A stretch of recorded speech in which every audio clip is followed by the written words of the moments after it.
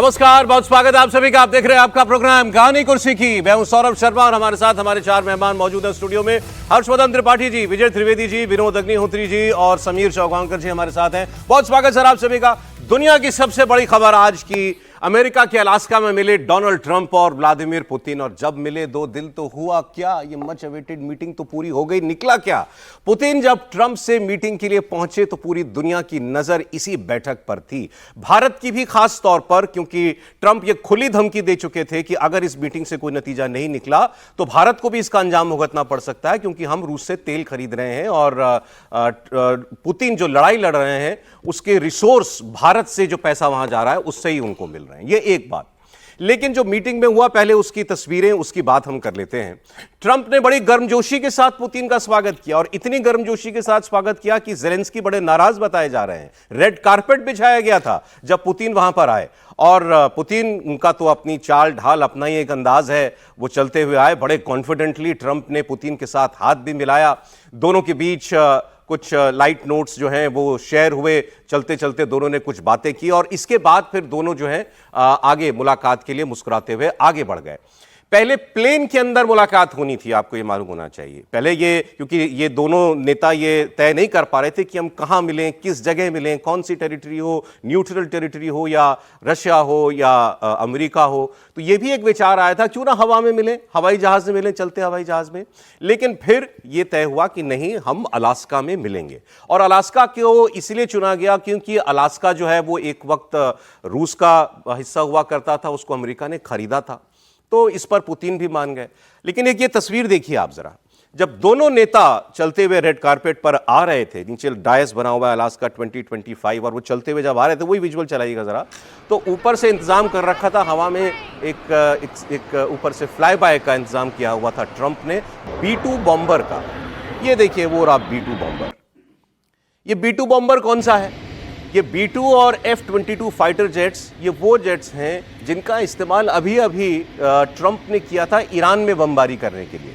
अब इसको दोनों तरीके से देखा जा रहा है कि ये क्या पुतिन के जो स्वागत करने का तरीका उन्होंने निकाला, इसमें कोई धमकी भी, चेतावनी भी थी क्या कि भाई यहीं बातचीत को ख़त्म कर लो, आगे ना बढ़े मामला, वरना ये भी इंतज़ाम है मेरे पास, या फिर ये उनको सम्मान देने का तरीका था?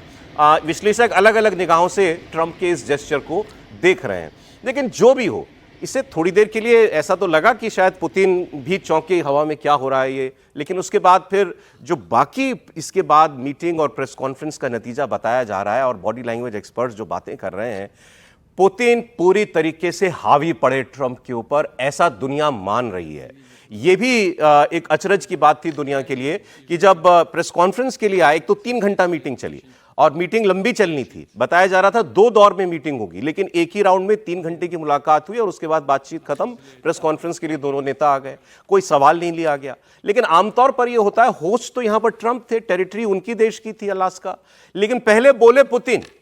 तो यह भी खासकर अमेरिकी पत्रकारों को बड़ा परेशान कर रहा है कि यह लीड पुतिन को आखिर ट्रंप ने क्यों लेने दी। तो यह सारा कुछ तो वो था जो नजरों के सामने दिखाई दिया। असल मुद्दा तो यह था कि यूक्रेन की लड़ाई पर क्या कोई फाइनल डील हुई, तो इसका सीधा सा जवाब है नहीं। और ये नहीं में जवाब दोनों ने दिया, पुतिन ने भी और ट्रंप ने भी। 12 मिनट की कुल प्रेस कॉन्फ्रेंस थी। इसके बाद पत्रकारों से कोई बातचीत उन्होंने और की नहीं। ट्रंप ने कहा कि जब तक डील हो ना जाए तब तक कोई डील होती नहीं, उनका कहने का अंदाज था ऐसा, मतलब कुछ फाइनल नहीं हुआ है। लेकिन पुतिन ने इसमें कुछ पॉजिटिव बात की, उन्होंने कहा कि हमारी बातचीत से कुछ पॉजिटिव निकला है। उन्होंने यहां तक कह दिया कि राष्ट्रपति ट्रंप ये कहते हैं कि अगर मैं अब मुझसे पिछले जो मेरे राष्ट्रपति थे अमेरिका की, उनकी जगह अगर मैं होता, बाइडेन की जगह पर, तो ये युद्ध होता ही नहीं। पुतिन ने कहा ये बिल्कुल ठीक कहते हैं और मैं उस वक्त भी समझाता रहा अपने अमेरिकी काउंटर पार्ट्स को कि हमारा व्यू पॉइंट भी समझने की कोशिश कीजिए रशिया का, लेकिन वो लोग नहीं माने और फिर मुझे मजबूरन इस युद्ध में उतरना पड़ा। लेकिन अगर ट्रंप होते तो ये लड़ाई नहीं होती। तो उन्होंने खूब तारीफ की ट्रंप की, शायद वो भी पहचान गए कि इनको अपनी तारीफ करवाना बड़ा पसंद है लोगों से। लेकिन ट्रंप जो थे, उनके हाव भाव वो थोड़ा सबमिसिव थे, ऐसा लोगों को लग रहा है इस पूरी बातचीत में। तो क्या, जैसे आम भाषा में अगर हम कहें कि पुतिन ट्रंप का बबुआ बना गए इस मीटिंग के बाद, मुमकिन है। इसका नतीजा क्या होगा? नतीजा फिलहाल ये दिखाई दे रहा है कि हो सकता है ट्रंप अब जेलेंस्की पर दबाव बनाए, क्योंकि उन्होंने ये कहा कि इस मीटिंग के बाद मैं नेटो से बात करूंगा और जेलेंस्की से बात करूंगा। और जेलेंस्की बड़े परेशान बताए जा रहे हैं, क्योंकि एक तो इन दोनों के बीच सीधी बातचीत हो गई, क्या हुई उनको कुछ मालूम नहीं है। और वैसे भी इंप्रेशन ये जा रहा है कि ट्रंप ज्यादा कंसेशंस जेलेंस्की और यूक्रेन से लेना चाहते हैं इस लड़ाई को खत्म करने के लिए, बजाय कि पुतिन से। या यूं कहिए पुतिन दबाव में नहीं आ रहे और ट्रंप जानते हैं कि मैं जेलेंस्की को दबाव में ले सकता हूं। तो मैं आपको पहले इन दोनों ने जो 12 मिनट की प्रेस कॉन्फ्रेंस में बातें की उसका एक छोटा सा हिस्सा सुनाता हूं, फिर उसके बाद एक बड़ी इंटरेस्टिंग बात और हुई, वो बाद में, पहले सुनिए। I believe we had a very productive meeting. There were many points that we agreed on, most of them I would say, a couple of big ones that we haven't quite gotten there, but we've made some headway. So there's no deal until there's a deal. I will call up NATO in a little while. I will call up the various people that I think are appropriate, and I'll of course call up President Zelensky and tell him about today's meeting. We really made some great progress today. I'd like to thank you very much, and we'll speak to you very soon and probably see you again very soon. Thank you very much, Vladimir. Next time in Moscow. Звучит, по-моему, 2022 में पिछले प्रशासन के साथ अपने आखिरी संपर्क के दौरान मैंने अपने पूर्व अमेरिकी सहयोगी को समझाने की कोशिश की थी कि हमें हालात को ऐसे मुकाम तक नहीं पहुंचने देना चाहिए जहां सैन्य कार्रवाई के रूप में गंभीर परिणाम भुगतने पड़े। मैंने तब कहा था कि एयरफोर्स 1 पर ट्रंप का हमला एक बड़ी भूल थी। आज हम राष्ट्रपति ट्रंप को यह कहते हुए सुन रहे हैं कि अगर वे राष्ट्रपति होते तो युद्ध नहीं होता। मुझे लगता है कि ऐसा ही होता। मैं इसकी पुष्टि करता हूं क्योंकि राष्ट्रपति ट्रंप और मैंने एक मजबूत, व्यवहारिक और भरोसेमंद रिश्ता स्थापित किया है और मुझे पूरा विश्वास है कि इस रास्ते पर चलकर हम यूक्रेन में संघर्ष को समाप्त कर सकते हैं और जितनी जल्दी हो सके उतना अच्छा है। और अब एक और इंटरेस्टिंग खबर जुड़ी हुई आ रही है इस मुलाकात से। राष्ट्रपति पुतिन के जहाज को अमेरिका के F-22 फाइटर जेट से सुरक्षा दी गई और उस जहाज के साथ उड़े अमेरिकी फाइटर जेट, मतलब अलास्का से जब रूसी एयर स्पेस तक जा रहे थे राष्ट्रपति पुतिन, तो हवा में उनके जहाज को एस्कॉर्ट कर रहे थे अमेरिका के फाइटर जेट। ये बड़ी अनहोनी सी बात है, दोनों स्मॉल एनिमीज हैं, दुश्मन मुल्क हैं, और जब पुतिन का जहाज जा रहा है रशियन टेरिटरी की ओर हवा में, तो उसको एस्कॉर्ट कर रहे हैं F-22 फाइटर जेट। पहले ये तस्वीर आप देखिए साहब। और दोनों नेता क्या बातें कर रहे थे। पुतिन ने भी कहा कि मेरे बड़े अच्छे संबंध हैं ट्रंप के साथ, हमें उसका लाभ मिलेगा इस बातचीत में। ट्रंप कई बार ये कह चुके हैं कि मेरी बड़ी अच्छी बनती है पुतिन से, हालांकि वो अब तक पुतिन से कुछ फायदा ले नहीं पाए, ना इस जंग को वो रुकवा पाए। लेकिन ये एक बड़ी अच्छी तस्वीर है और दुनिया को थोड़ी तसल्ली देने वाली भी तस्वीर है।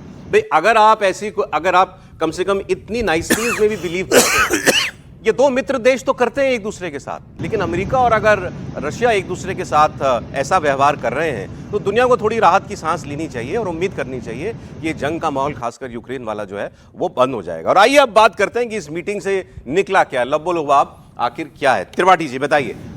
वेस्टर्न एक्सपर्ट्स खासकर अमेरिकी ये कह रहे हैं, सरल भाषा में कहूं, कि पुतिन भारी पड़ गए ट्रंप पर। नहीं, मुझे लगता है कि ये तो स्वाभाविक सा दिख रहा है। और जब आप कहा जाता है ना कि कूटनीति में स्थिर होना, सहज होना और धैर्य दिखाना, ये सबसे महत्वपूर्ण होता है। क्योंकि जितना आप स्थिर होंगे, जितने सहज होंगे, जितना आप पेशेंस ज़्यादा से ज़्यादा दिखाएंगे, उतना सामने वाले के ऊपर आप दबाव बनाते हैं। जो काम भारत के प्रधानमंत्री नरेंद्र मोदी करते हैं, जो दुनिया के किसी भी नेता के सामने वो ये काम करते हैं। ट्रंप की मुश्किल क्या है? ट्रंप को सब कुछ बहुत जल्दी जल्दी कर लेना है। अब उस जल्दी जल्दी करने में वो एक बार कहते हैं हम धमकी दे देंगे, एक बार कह देते हैं हम ट्रेड रोक देंगे, फिर कुछ बता देते हैं, लेकिन उससे दरअसल कुछ हासिल नहीं होता, क्योंकि सामने वाला समझ जाता है कि आप अंदर से खोखले हैं। ट्रंप दुनिया के सर्वशक्तिमान देश की कुर्सी पर बैठे हैं, ईश्वर की कृपा से उनका कद काठी उनकी बड़ी शानदार है, लेकिन जब हम कहते हैं कि रणनीति के तौर पर, तो पुतिन के सामने वो बौने नजर आए, हाफ साइज नजर आए, मतलब कहीं उनके घुटनों के या कमर के आसपास वो तलवारबाजी करते नजर आए। अब आप सोचिए, एक देखने में बड़ा अच्छा जेस्चर लगता है कि उनके F-22 उनको छोड़ के आए, ये कुछ उस तरह का नहीं है कि जैसे दो बड़े, मतलब हम लोग बॉलीवुड स्टाइल के लोग हैं तो उसी अंदाज में बताएंगे कि दो बड़े गुंडों के बीच में, बड़े अपराधियों के बीच में जब डील होती है तो कहता है छोड़ के आओ, दूसरा कहीं कुछ न करते, नहीं तो पता चला कि युद्ध शुरू हो जाएगा। हाँ।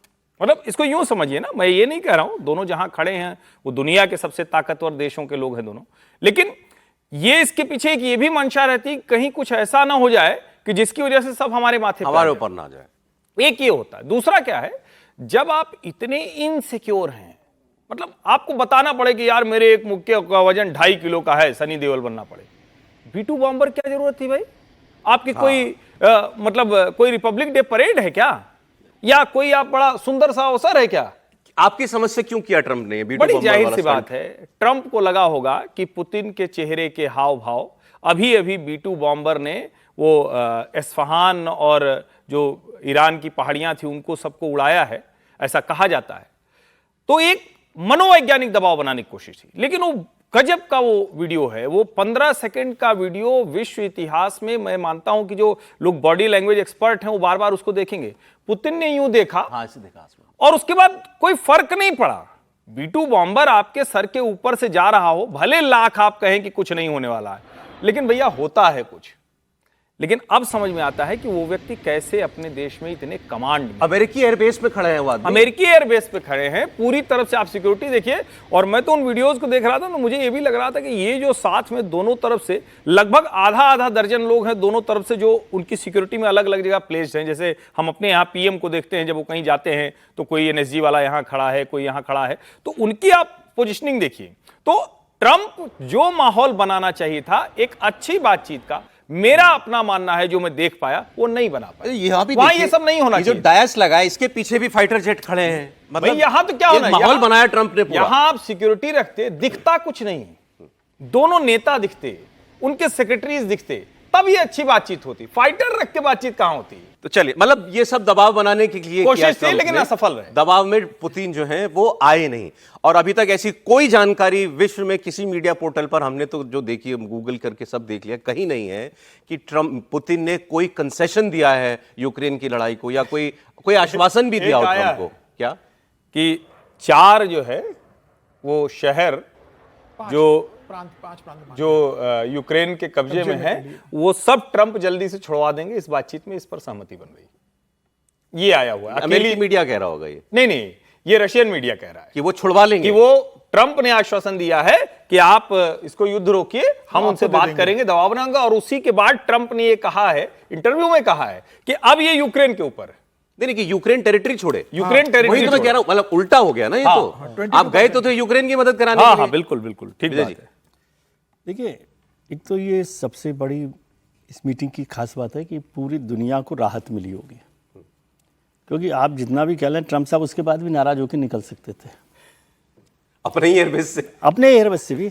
और एक्चुअली आप समझिए कि ट्रंप साहब का क्या नुकसान हो, ये तो मसला तो यूक्रेन और रूस का है, ठीक है, उसमें वो मीडिएट कर रहे हैं। फिर मीडिएट शब्द काम में लेना चाहिए कि नहीं लेना चाहिए पता नहीं, पुतिन साहब भी नाराज हो, लेकिन जो बात कर रहे हैं, इसको शुरू से देखिए कि ट्रंप साहब वहाँ पर जब पहुँचे हैं अलास्का, तो उन्होंने आधा घंटा वेट किया वहीं पर पुतिन का, ये भी महत्वपूर्ण है। आधा घंटा वो पहले पहुँचे और वो वहीं रहे, और वो एयर बेस पे उनको लेने के लिए वहाँ पहुँचे और फिर साथ साथ निकल कर आए। तो इसको प्लेजेंट्रीज के तौर पे भी देख सकते हैं कि भाई आपके गेस्ट के तौर पर आपने उनको बुलाया है, तो एक बेहतर तरीके से इसको दिखाया जाए। और वो शक्ति का प्रदर्शन भी है और एक सम्मान का प्रदर्शन के तौर पर भी देख ले। कोई डराने के लिए तो पुतिन साहब को ट्रंप कर नहीं सकते। B2 बॉम्बर और ये B2 जेट बॉम्बर पीछे ऐसा खड़ा कुछ होता नहीं कि अच्छा कोई चला देंगे क्या, ऐसा तो होता नहीं है ना, दुनिया में कहीं नहीं होता ऐसा। तो वो एक फ्लाई बाय कई जगहों पर एक मार्क ऑफ रिस्पेक्ट भी होता है। हाँ, वही कह रहा हूँ, मार्क ऑफ रेस्पेक्ट है। ये नहीं है कि कोई डराने के लिए कर दिया जाए। और पुतिन को क्या डराना, पुतिन को भी जानते हैं आप कि वो पुतिन को डरने वाली कोई ऐसी स्थिति नहीं है। और 3 घंटे बातचीत चली। देखिए, इतना कॉम्प्लेक्स मामला, 3.5 साल से युद्ध चल रहा है, तो वो कोई एक दिन की बैठक में कुछ नहीं होगा। मैं इसको बहुत पॉजिटिव मानता हूँ कि उसमें से दोनों लोग नाराज होकर नहीं निकले, और ये दुनिया और हिंदुस्तान दोनों के लिए राहत की बात है। क्योंकि वो नाराज होते तो फिर वो गुस्सा वो होता कि किसी न किसी पर निकालते उसका। अभी इसकी जब नेक्स्ट स्टेप होगी, और उसमें क्या है कि जिस मसले पर बात होनी है वो दूसरी पार्टी तो है ही नहीं, जेलेंस्की। अब जेलेंस्की से जब ट्रंप साहब बात करेंगे या की होगी, उनका क्या रेस्पॉन्स होता है, उन दोनों के बीच में फिर ये भी होता है ना कि अच्छा भाई ये दो चीज़ें ये मान रहे हैं, दो चीज़ें आप मानिए, तो नेक्स्ट स्टेप पर ये कुछ बातचीत हो। सर 3 दबाव में तो जेलेंस्की भी नहीं आए, वैसे कहना पड़ेगा। इनकी तो नहीं खूब आए। बखिया उधेड़ दी थी व्हाइट हाउस में बुला कर। नहीं तो वो तो जेलेंस्की ने, हाँ तो लेकिन इसलिए- जेलेंस्की ने हथियार नहीं डाले। इसलिए ट्रंप ने ये नहीं कहा होगा ना पुतिन को कि भाई मैं अच्छा एश्योर करता हूँ आपको, उन्होंने कहा होगा कि मैं पहले बात करता हूँ उनसे, फिर देखेंगे कि क्या बात आगे बढ़ती है क्या नहीं बढ़ती। लेकिन मैं इसको एक पॉजिटिव स्टेप के तौर पर देखता हूँ पूरी दुनिया की डिप्लोमेसी के लिए। जी ठीक है। अब दो बातें और, इसको अब हम जरा भारतीय पर्सपेक्टिव में जब लेकर के आते हैं। पहले तो आप ये देख लीजिए, एक दिलचस्प वाकया हुआ कि जब प्रेस कॉन्फ्रेंस खत्म ही हो रही थी तो ट्रंप ने कहा कि दोबारा मिलेंगे। यहां ये साबित कर दिया पुतिन ने कि मुझे अंग्रेजी आती है और मैं सारी बातचीत अंग्रेजी में कर सकता हूं, लेकिन वो करते नहीं है, वो बोलते रूसी ही हैं। तो वो, लेकिन उस वक्त उन्होंने अंग्रेजी का इस्तेमाल किया, next time in Moscow. Again, Mr. President, I'd like to thank you very much, and we'll speak to you very soon and probably see you again very soon. Thank you very much, Vladimir. Next time in Moscow. Oh, that's an interesting one. I don't know. I'll get a little heat on that one, but I could see it possibly happening. Thank you very much, Vladimir. Thank you. And thank you all. Thank you. Thank you. Thank you so much. ये जब आप of guard किसी को पकड़ कर देते हैं ना, तो वो मोमेंट था। और ट्रंप ने बोला कि मुझे I might have to take a lot of heat on this, मतलब मेरे देश में इस पर बहुत बैकलैश होगा अगर मैं मॉस्को चला गया तो। लेकिन फिर भी देखते हैं सर, कोई नतीजा निकलेगा इसका? नहीं, मुझे लगता है ये शुरुआत है। और जो जितना रूस और यूक्रेन का मसला इतना जटिल है कि एक बैठक में नतीजा निकल जाए, ये इसकी अगर जो लोग सोच रहे थे तो मुझे लगता थोड़ा सा वो डिप्लोमेसी को समझते नहीं है। डिप्लोमेसी की परिभाषा है कि अगर कोई डिप्लोमेट कहे यस तो आप मानिए शायद, हाँ। अगर वो कहता है शायद तो मानिए नो, और अगर वो नो कहता है तो डिप्लोमेट ही नहीं है वो। हाँ, नो तो होता ही नहीं है। होता ही नहीं। तो ये नो कहता है तो डिप्लोमेट ही नहीं है, नो होता ही नहीं है उसमें। तो ये एक शुरुआत है, और सबसे बड़ी बात ये है कि जेलेंस्की को भी कन्विंस करना पड़ेगा। अभी ट्रंप ने पुतिन से बात करके उनका मन टटोला है कि वो कहाँ तक कंसेशन दे सकते हैं यूक्रेन को, और जेलेंस्की से बात करेंगे तो जेलेंस्की कहाँ तक पीछे हट सकते हैं। और उसके बाद जब फैसला होगा तो तीनों बैठेंगे, पंच के रूप में ट्रंप बैठेंगे और पार्टी के रूप में पुतिन और जेलेंस्की बैठेंगे। लेकिन पुतिन के बारे में जैसे हम लोग कह रहे थे कि डराने, देखो पुतिन केजीबी के चीफ रहे हैं, और पुतिन अंदर से वो स्टालिन के लाइन वाले हैं, उस तरह के हार्ड व्यक्ति हैं। और आप देखिए रूस में जब से पुतिन शासन में आए हैं तब से स्टालिन की निंदा बंद हो गई है। और बीच में जो द्वितीय विश्व युद्ध की जो जीत का उत्सव है जो रूस मनाता है, उसमें स्टालिन की तारीफ भी की गई। तो जिस स्टालिन की मूर्तियां तोड़ी गई, तो पुतिन उस तरह के व्यक्ति हैं। इसलिए डरने वाली बात नहीं, फाइटर उड़ा दीजिए। ये तो वैसे ही है जैसे जो बॉलीवुड का जिक्र किया हर्षित ने कि मान लीजिए दिखाते हैं 2 डॉन मिल रहे हैं, तो एक डॉन जब दूसरे यहाँ जाता है तो देखता चारों राइफल लिए हुए उसके सब आदमी खड़े हुए हैं और बीच में बैठा हुआ है, और तो दूसरा वाला मुस्कुराता है। एक फिल्म आई थी सूर्या, उसमें वो साउथ के वो हीरो थे, तो वो जब जाते हैं मिलने तो वो मुस्कुराता है कि अच्छा ये सब खिलौने दिखा रखे हैं। तो उस टाइप का कुछ अमेरिकी लोग वैसे थोड़ा शोमैनशिप में बिलीव भी करते हैं अमेरिकी। दूसरा एक चीज़ और बताऊँ आपको, देखिए इसके पहले जब ब्रेजनेव मिले थे उस वक्त रूसी राष्ट्रपति, अमेरिकी राष्ट्रपति कौन थे जाने, जो कैंप डेविड में जब हुई थी मुलाकात, वो तब सोवियत संघ था, और सोवियत संघ कहीं ज़्यादा ताकतवर था आज के रूस से उस जमाने में हर तरह से। लेकिन वो भी बहुत जबरदस्त मीटिंग हुई थी। आज मुझे कुछ उस तरह का दृश्य नजर आया जब दोनों मिले, और पुतिन ने जो छक्का मारा है ना नेक्स्ट टाइम इन मॉस्को, वो पुतिन का सिक्सर है, जिस पे ट्रंप हड़बड़ा गए थोड़ी देर के लिए, मिनट के लिए। देखा ना, एकदम वो कमिट भी नहीं कर पाए। तो अब सर जरा इसको मैं जो कह रहा था आपसे, इंडियन कॉन्टेक्स्ट, इस मीटिंग के बाद इन्होंने बातचीत जो है अपने एयरप्लेन में की। कई वैसे इन्होंने बाद में भी इंटरव्यूज दिए, पहले भी इंटरव्यू दिए थे, वहां सीधा सवाल इनसे किया गया इंडिया का नाम लेकर के कि आप देखते हैं कि भारत जो है वो भारत के ऊपर और सैंक्शंस लगाने की नौबत आएगी या टैक्स लगाने की, या चाइना के ऊपर। तो उन्होंने इसका जवाब ट्रंप ने ये दिया कि मेरी वजह से पुतिन ने अपना एक ऑयल बायर खो दिया। मतलब इन्होंने डिक्लेयर कर दिया कि भारत ने रशिया से तेल खरीदना बंद कर दिया। वैसे ही डिक्लेरेशन है जैसे कि हमने समझौता कर जो सरासर समीर जी झूठ है, ये सरासर झूठ है। और ट्रंप को झूठ बोलने में कोई प्रॉब्लम नहीं होती है, बिल्कुल नहीं। ये दुनिया के अकेले ऐसे नेता होंगे। लेकिन उन्होंने डिक्लेयर कर दिया कि अमेरिका ट्रंप पुतिन का जो है एक बायर जो है वो छूट गया भारत में, और आगे देखते हैं क्या होता है। एक इंटरव्यू में उन्होंने ये भी कहा है कि ये टैक्स लगाने या बढ़ाने की नौबत शायद अब ना आए। यानी उन्होंने कुछ एक पॉजिटिव सिग्नल भारत के हवाले से भी दिया है। उन्होंने कहा 2-3 हफ्ते के बाद हम देखेंगे। सुनिए आप। that Putin comes to this table maybe in an economic pinch, and that maybe the things you've already done have put him in an economic pitch. Is there an economic side to this, as Russia hoping to open up to the world? Well, he lost an oil client, so to speak, which is India, which was doing about 40% of the oil. China, as you know, is doing a lot. And others have another few countries. And if I did what's called a secondary sanction or a secondary tariff, it would be, very devastating from their standpoint. If I have to do it, I'll do it. Maybe I won't have to do it. अच्छा, ये बड़ी अजीब गरीब बात है। आपका मामला उससे है, आप भारत को खामखा में धमका रहे हैं। अब कह दिया भारत ने तेल खरीदना बंद कर दिया है। अब भारत के विदेश मंत्रालय के पास हम लोग रिएक्शन लेने के लिए पहुंचेंगे, वो कहेगा ऐसा कुछ नहीं है। अपने अगले देगा। डोनाल्ड ट्रंप 15 अगस्त कभी नहीं भूलेंगे अपनी जिंदगी में, दो कारणों से नहीं भूलेंगे। एक तो प्रधानमंत्री मोदी का कल जो लाल किले से जो भाषण रहा था 15 अगस्त का, उसमें सीधा सीधा उन्होंने ट्रंप को भी एक संदेश दे दिया है कि उनका रुख क्या है, जिस तरीके से अमेरिका उनके साथ व्यवहार कर रहा है। तो पहला झटका तो प्रधानमंत्री मोदी के भाषण से लगा, और दूसरा झटका उनको अलास्का में जो एंकरेज में जो बैठक उन्होंने की रशिया के साथ, उसमें भी वो कोई बहुत सफलता हासिल नहीं कर पाए। हालांकि ये कहा गया कि अलास्का में इतना ट्रंप बॉम्बर लेके गए, इतने आर्मी के साथ थे, लेकिन रशिया भी कोई वहां से बहुत दूर नहीं, 80 किलोमीटर था, और रूस की सेना भी तैयार बैठी थी कि पलक झपकते भी अगर उनको कुछ लगता तो वो अलास्का पहुंच सकते थे। शायद यही कारण था कि अलास्का में पुतिन तैयार हुए थे।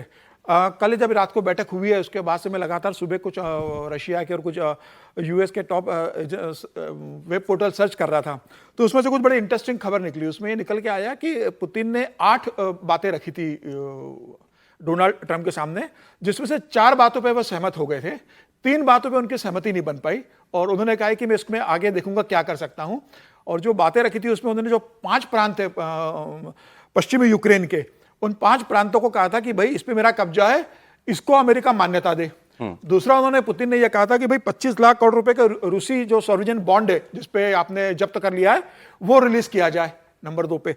और तीसरा, उन्होंने कहा था कि भाई युद्ध खत्म होने पर यूक्रेन की जो विदेश नीति है, कानून व्यवस्था है और रक्षा संबंधी जो भी रणनीति बनेगी वह रूस के अनुकूल बनेगी। और चौथा यह कहा था कि भाई आप यूक्रेन को नाटो में नहीं लोगे, और कोई भी सैनिक अड्डा यूक्रेन के अंदर नहीं बनाएगा, चाहे वो नाटो बनाए चाहे अमेरिका बनाए। इसी बात पे तो लड़ाई शुरू हुई है। हाँ, तो ये सब चीजें उन्होंने 8 पॉइंट रखे थे ट्रंप के सामने। ट्रंप ने 3 बातों पर तो सहमति दे दी कि 25 लाख करोड़ के जो बॉन्ड हमने रखे हैं वो रिलीज कर दिया जाएगा, लेकिन जो 22% का एरिया है यूक्रेन का, जो पश्चिमी यूक्रेन का हिस्सा है मेन, वो जो ट्रंप के कब्जे में, जो सबसे बड़ा गेहूं उत्पादक वाला भी एरिया है, तो ट्रंप ने कहा कि भाई ये मैं यूक्रेन से बात करूंगा, बिना यूक्रेन से बात करे मैं इस पे आपको कोई कमिट नहीं कर सकता, इस पे आगे विचार किया जाएगा। तो फिलहाल एक कदम इनकी, मुझे लगता है बातचीत में थोड़ी इनकी बड़ी है बात, जिस तरीके से ट्रंप का बयान भी आया, और ये कहा जा रहा है कि भाई पहले पुतिन बोले, ट्रंप नहीं बोले। तो कल ट्रंप ने पुतिन को बोलने के लिए पहले कहा था, क्योंकि जनरली ऐसा होता है कि जब मेजबानी करता अमेरिका तो अमेरिका के राष्ट्रपति पहले बोलते हैं, लेकिन ट्रंप को एक डर था कि मैं पहले बोल दूं और उसके बाद पुतिन कुछ ऐसी बात बोल दे कि जिसका मैं जवाब न दे सकूं।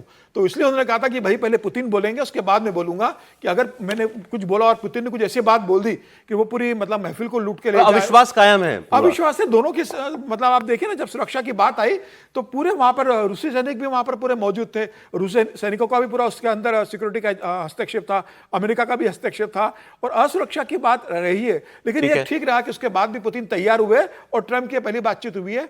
अब ये देखना है कि अब ट्रंप अभी तो पहुंचे होंगे, अमेरिका पहुंचे, आराम करेंगे, दूसरे दिन वो क्या निर्णय लेते हैं, किस पे सैंक्शन लगाते हैं, क्या करते हैं। टैरिफ, ट्रेड डील, रूस तेल, इस सब को लेकर भारत सरकार पर बड़ा दबाव बनाया जा रहा है। हमारे देश के अंदर जो राजनीति हो रही है उसमें भी, कि भारत क्या जवाब दे रहा है, जवाब क्यों नहीं दे रहा है आखिर ट्रंप की बातों का।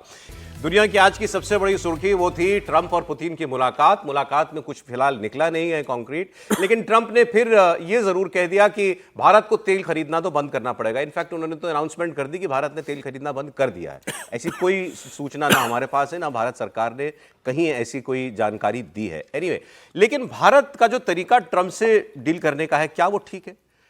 राष्ट्रपति ट्रंप भारत पर 50% टैरिफ लगा चुके हैं, 25% इन इफेक्ट आ चुका है, बाकी 25% 27 तारीख से आ जाएगा।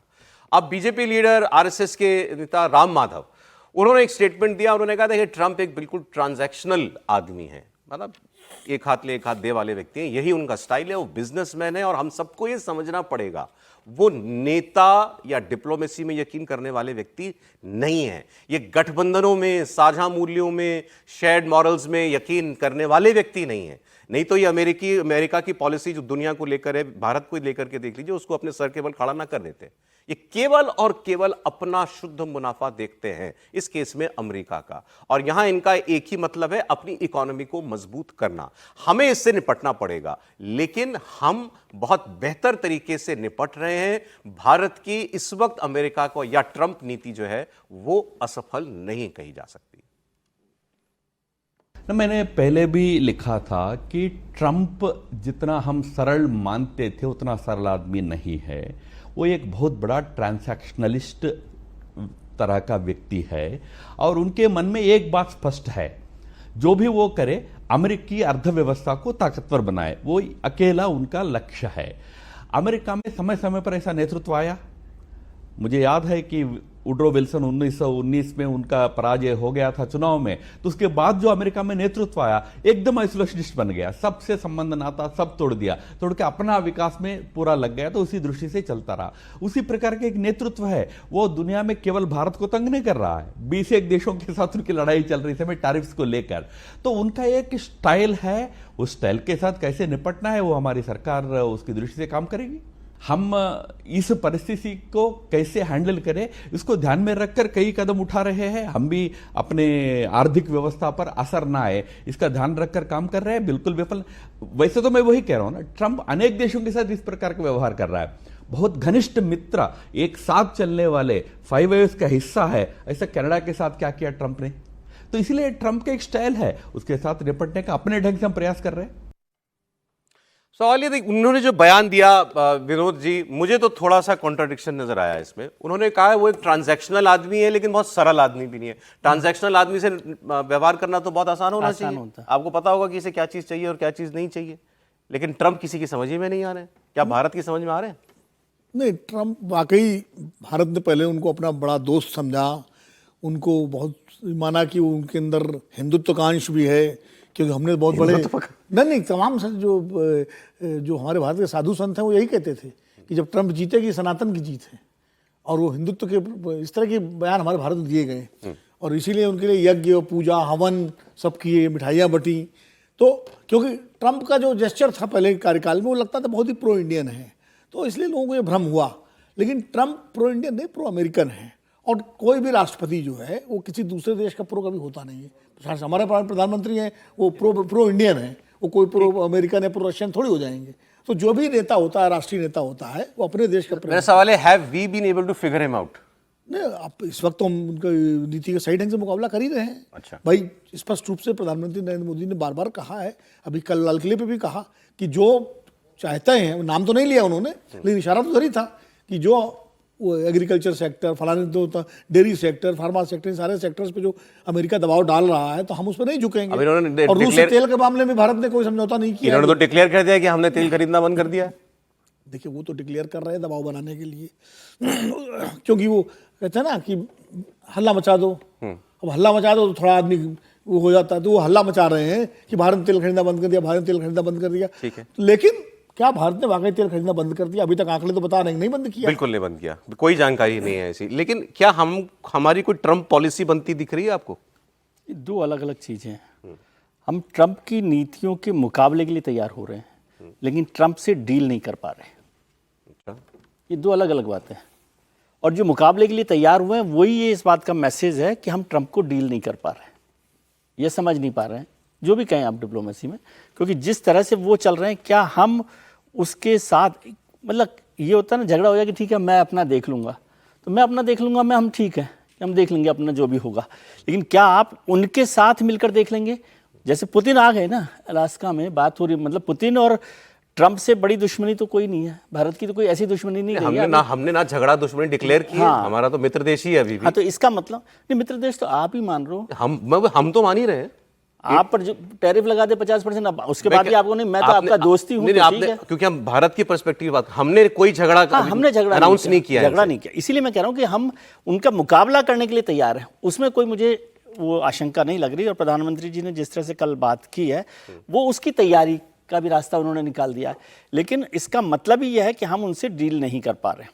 डिप्लोमेसी में दोनों चीज़ों का एक वो होना चाहिए, डील करना पहले जरूरी है और डील करते करते भी अपने लिए एक जगह बनाना, मजबूती करना, उसका जवाब ऐसे कह दूंगे हम जवाब देने के लिए सक्षम हैं लेकिन मैनेज नहीं कर पा रहे हैं। मैनेज नहीं कर पा। हाँ, वही डील मैनेज जो भी शब्द आप काम।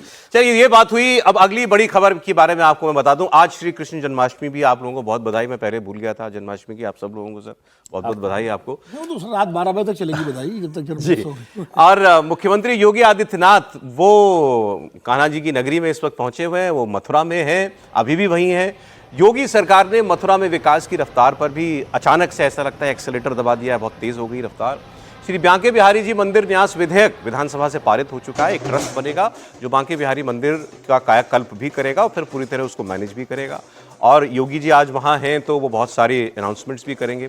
थोड़ी देर पहले उन्होंने बांके बिहारी जी की आरती भी की, श्री कृष्ण भगवान की पूजा अर्चना की, मथुरा की पावन धरती पर साधु संतों का सम्मान किया। योगी आदित्यनाथ ने मथुरा को 645 करोड़ रुपए की परियोजनाएं दी हैं।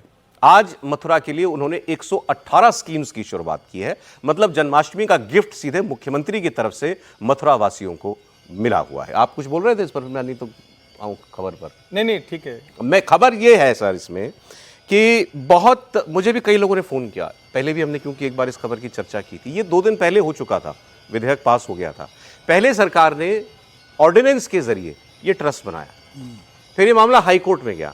कौन ले गया इसको? वहां के जो पुजारी हैं, वही लोग, भक्त लोग जो हैं, वो इसको हाई कोर्ट में लेके गए। फिर मामला सुप्रीम कोर्ट में भी गया। सुप्रीम कोर्ट का ऑर्डर यह है कि जब तक हाई कोर्ट पूरे मैटर की सुनवाई ना कर ले तब तक ऑर्डिनेंस के जरिए वो ट्रस्ट अमल में नहीं आ सकता। फिर उन्होंने एक हाई पावर्ड कमेटी बना दी। वो कमेटी फिलहाल बांके बिहारी जी मंदिर का जो पूरा मैनेजमेंट है वो देखेगी जब तक ये अदालत से मामला निकल करके सॉल्व ना हो जाए। अब ये विधेयक पास हो गया है तो पहला सवाल तो ये आता है कि सुप्रीम कोर्ट के आदेश के बाद, विधेयक पारित होने के बाद, क्या ये जो ट्रस्ट है ये इन इफेक्ट आ सकता है? ये ट्रस्ट कॉन्स्टिट्यूट होगा, बन जाएगा, अपना कामकाज शुरू करेगा, या अभी भी हाई कोर्ट के ऑर्डर का वेट करना पड़ेगा? पहला सवाल तो ये। और मूल प्रश्न जिसको लेकर के लोग अदालत में गए वो अभी भी पूछा जा रहा है। मैं आपसे कह रहा था, मुझे भी कई लोगों ने फोन करके कहा कि आप हमारी तरफ से, मतलब श्री कृष्ण के भक्तों की तरफ से, अपने पैनलिस्ट से एक लाइन का एक सवाल पूछ लीजिए केवल, वो ये कि क्या हर मंदिर में कॉरिडोर बनाना जरूरी है? क्या महाकाल मंदिर उज्जैन की तरीके से या काशी विश्वनाथ धाम की तरीके से उसी रूप में यहां भी कॉरिडोर बने मथुरा में? क्या ये अनिवार्य है हर मंदिर के लिए एक ही किस्म का मैनेजमेंट जो है वो तय करना? अब पहले वाले सवाल का जवाब दे दीजिए, क्या ये ट्रस्ट जो है काम शुरू कर पाएगा? बिल्कुल करेगा। हाँ, वो बाकायदा पारित हो गया है तो मुझे नहीं लगता कि उसमें कोई बाधा होगी। उससे ऊपर कोई जाए, उस पर कोई याचिका डाले तो बात अलग है।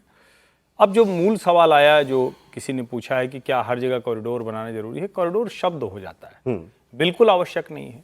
और पहले मैंने कहा था, अच्छा है आपने ये सवाल पूछ दिया तो उस संदर्भ के साथ बताता हूँ।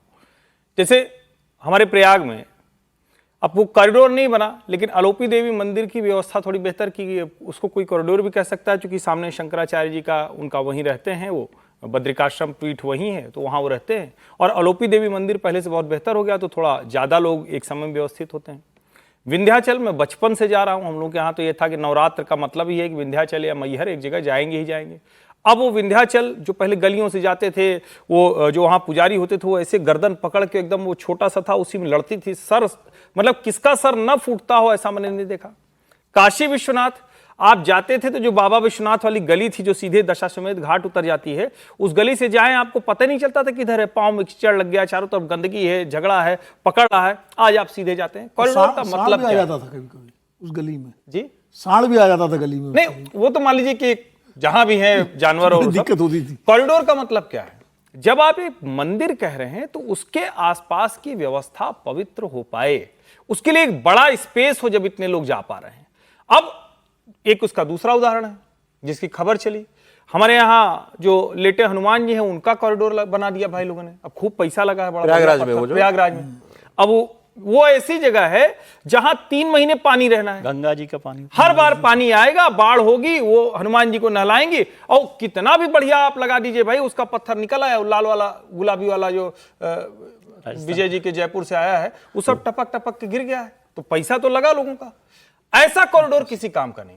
और उस कॉरिडोर में किया भी क्या थे उन्होंने, वही जो घेरा लगा के 4 बार में पहुंचते हैं वही बनाया था, इसके अलावा कॉरिडोर में कुछ नहीं था। क्यों बनाया गया, किसने वो फंड अप्रूव किया, क्यों किया, बड़ा गड़बड़ था।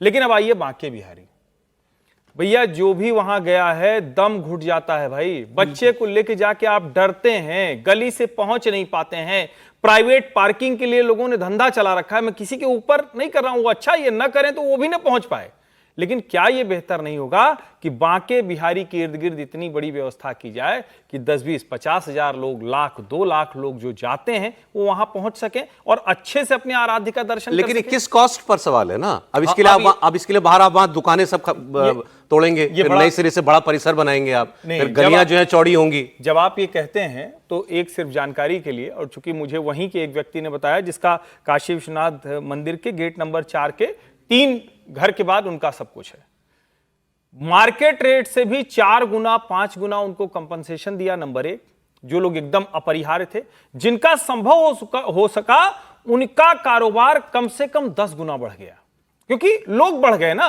आप जब व्यवस्थित होते, और मैं फिर कह रहा हूं कॉरिडोर हर जगह बनाना बिल्कुल जरूरी नहीं है, ये कोई कहीं लिखा नहीं, लेकिन भैया भक्त आए, मंदिर हो, पवित्र भावना हो, सफाई हो, इसकी तो जरूरत है। बांके बिहारी में तो बहुत है। यहाँ तो वैसे झगड़ा बिल्कुल अलग है। ये विरोध तो काशी विश्वनाथ धाम जब बना था तब भी हुआ था, क्योंकि वहां भी लोगों के तो घरों के अंदर मंदिर थे, वहां तो बहुत मंदिर, तो वहां तो बहुत प्रॉब्लम हुई थी, लेकिन वो काम किया गया। लेकिन यहाँ तो मैटर बिल्कुल ही दूसरा है। यहाँ तो जो गोस्वामी समाज के लोग हैं जो वहां पूजा करते हैं, वो अदालत ये कहने गए कि ये तो प्राइवेट प्रॉपर्टी है। दरअसल ये मंदिर जो ये सरकार इसका अधिग्रहण कर ही नहीं सकती। नहीं, इस मंदिर की स्थापना स्वामी हरिदास जी ने की थी, बांके बिहारी मंदिर। स्वामी हरिदास जी कृष्ण भक्त वैसे ही थे जैसे सूरदास जी, मीराबाई, उस स्तर के वो भगवान कृष्ण के अनन्य भक्तों में थे। तो उसके बाद ये जो गोस्वामी परिवार है सब उनके ही वंश के लोग हैं, उन्हीं के खानदान के लोग, उनके भाई भतीजे, और ये सारा सेवा का काम जो है उनको सौंपा गया। तो ये बात सही है गोस्वामी परिवार की कि भाई ये प्रॉपर्टी जो है प्राइवेट है। लेकिन मैं हर्ष जी की एक बात से बिल्कुल सहमत हूँ। मैं भी जाने का मौका मुझे भी 2-3 बार मिला बांके बिहारी मंदिर में। वहाँ दर्शन करना अपने आप में एक असाध्य जैसा कार्य है। पतली गलियों से हो करके फिर किसी गोस्वामी जी के पास आप जाइए, वो आपको पिछले दरवाजे से अगर आपका संपर्क है ठीक है, वो एक छोटे दरवाजे से ले जाएंगे। वहाँ भी भीड़ होगी क्योंकि सारे गोस्वामी अपने में लोग लेके आते हैं। फिर जो आगे एक बना रखा है, बाकी पब्लिक पीछे है, आगे उन्होंने एक बना रखा है घेरा सा, वहाँ ले जाएंगे, उसको VIP घेरा कहा जाता है। वहाँ भी धक्का अंदर की व्यवस्था तो अब भी उन्हीं के पास रहेगी। नहीं, वो तो ठीक है, वहाँ भी धक्का जरूरी है, गोस्वामी समाज के पास ही रहेगी। मैं इस पर ये अच्छा हुआ ये आपने बोल दिया, पूजा की व्यवस्था और वो सारी व्यवस्था वो गोस्वामी या जो भी जहां के पुजारी उन्हीं के पास है, सरकार क्यों दखल दे? वो तो विश्वनाथ जी में सरकार का काम सुंदर उसको करना है। देखिए विश्वनाथ जी में भी पुजारी व्यवस्था तो वही है। थोड़ा आगे बढ़ते हैं। आप सहमत हैं मतलब सरकार इस तरीके से? नहीं, वहाँ व्यवस्था तो होनी चाहिए ढंग से। आपने भी यही केस भी करें और गोस्वामियों को सहयोग करना चाहिए। बाकी 2 पंचों की राय भी यही है, तो फिर आगे बढ़ता हूँ, फिर अगली खबर पर आपकी राय लेता हूँ। बात कर रहा हूँ कि ये ठीक है, वहाँ की व्यवस्था बहुत खराब है और उनकी बात भी ठीक है, लेकिन अभी तक जितने मैंने ये सारे के सारे दर्शन कर लिए कॉरिडोर्स के, महाकाल का भी, काशी विश्वनाथ की, थोड़ा सा सरकार को बताइए कि रेस्टोरेशन में और रेनोवेशन में फर्क होता है। रेनोवेट कर दिए गए, ये रेनोवेट किए गए, रिस्टोर नहीं किए। रेस्टोर तो है ही नहीं, मेरे ख्याल से कॉन्सेप्ट ही नहीं है सरकार में कि रेस्टोरेशन क्या होता है। अब भाई अब ये गंभीर बात कह दी आपने। अब तो आप देख लीजिएगा इस पर, मतलब सरकार का काम नहीं, जो लोग देख रहे हैं मतलब मूल स्वरूप जो उसका कैरेक्टर होता है ना, वो ही नहीं रहा। संयोगवश यही है भक्तों का डर। नहीं, मैं संयोग गया नहीं हूँ इसलिए मैं नहीं तीनों क्या, मैं तो विंध्याचल भी गया हूँ, तो उसको छोड़ देते हैं। महाकाल, काशी और अयोध्या, तो अयोध्या तो रीस्टोर होना ही नहीं था, वो तो नया है। अयोध्या तो अलग चीज है, लेकिन काशी विश्वनाथ अयोध्या में लेकिन बेहतर हुआ है। हाँ, अयोध्या बेहतर हुआ। काशी विश्वनाथ में बाकी चीज छोड़ के मंदिर तो वही है, उसी को रिस्टोर किया गया है, तीनों वही मंदिर हैं, उसी तरह सब कुछ होता है, तो उसमें कहाँ मतलब नया तो कुछ किया नहीं गया। अच्छा, ऐसा है एक्चुअली लोग, हाँ, वो खत्म किया, लोगों की भावनाएं जुड़ी हुई हैं। वहां भी काशी में भी लोग कहते थे अरे इन्हीं तंग गलियों से जाकर तो भगवान के दर्शन मिलते हैं, उसी में तो आनंद आता है। यहाँ भी वही तर्क दिए जाते हैं। वो तो कटरा में भी होता था, दोनों पक्ष हैं। कटरा में भी आगे अगली खबर पर, यूपी से अगली खबर। इसका तो गलियों में जाने में तो ठीक है, लेकिन जो भगदड़ होती है वहाँ दुर्घटनाएं हो चुकी है भाई, भगदड़ में लोग मर चुके हैं। यूपी से अगली खबर आपको दिखा रहा हूँ, इंटरेस्टिंग है। विधानसभा के अंदर दरअसल हो जाता है किसी का एक पेट सब्जेक्ट बन जाता है, जैसे जैसे क्रिकेट में होता है कि किसी बॉलर का एक बैट्समैन पेट हो जाता है, जब भी वो बैट्समैन आए तो उनके सामने उसकी बॉल चली जाती है। ऐसे ही असेंबली जब भी यूपी की बैठती है तो योगी आदित्यनाथ के वो पेट सब्जेक्ट हो गए हैं जिनको वो कहते हैं चच्चा, शिवपाल यादव। तो वो हर बार कुछ ना कुछ उनका नाम लेके कहते हैं। अच्छा, वो भी बुरा नहीं मानते हैं, शिवपाल यादव भी बुरा नहीं मानते अखिलेश जी के चाचा जी। तो यहाँ उन्होंने कहा कि भाई ये तो विधानसभा में जब चर्चा हो रही थी तो उन्होंने फिर चुटकी ले ली।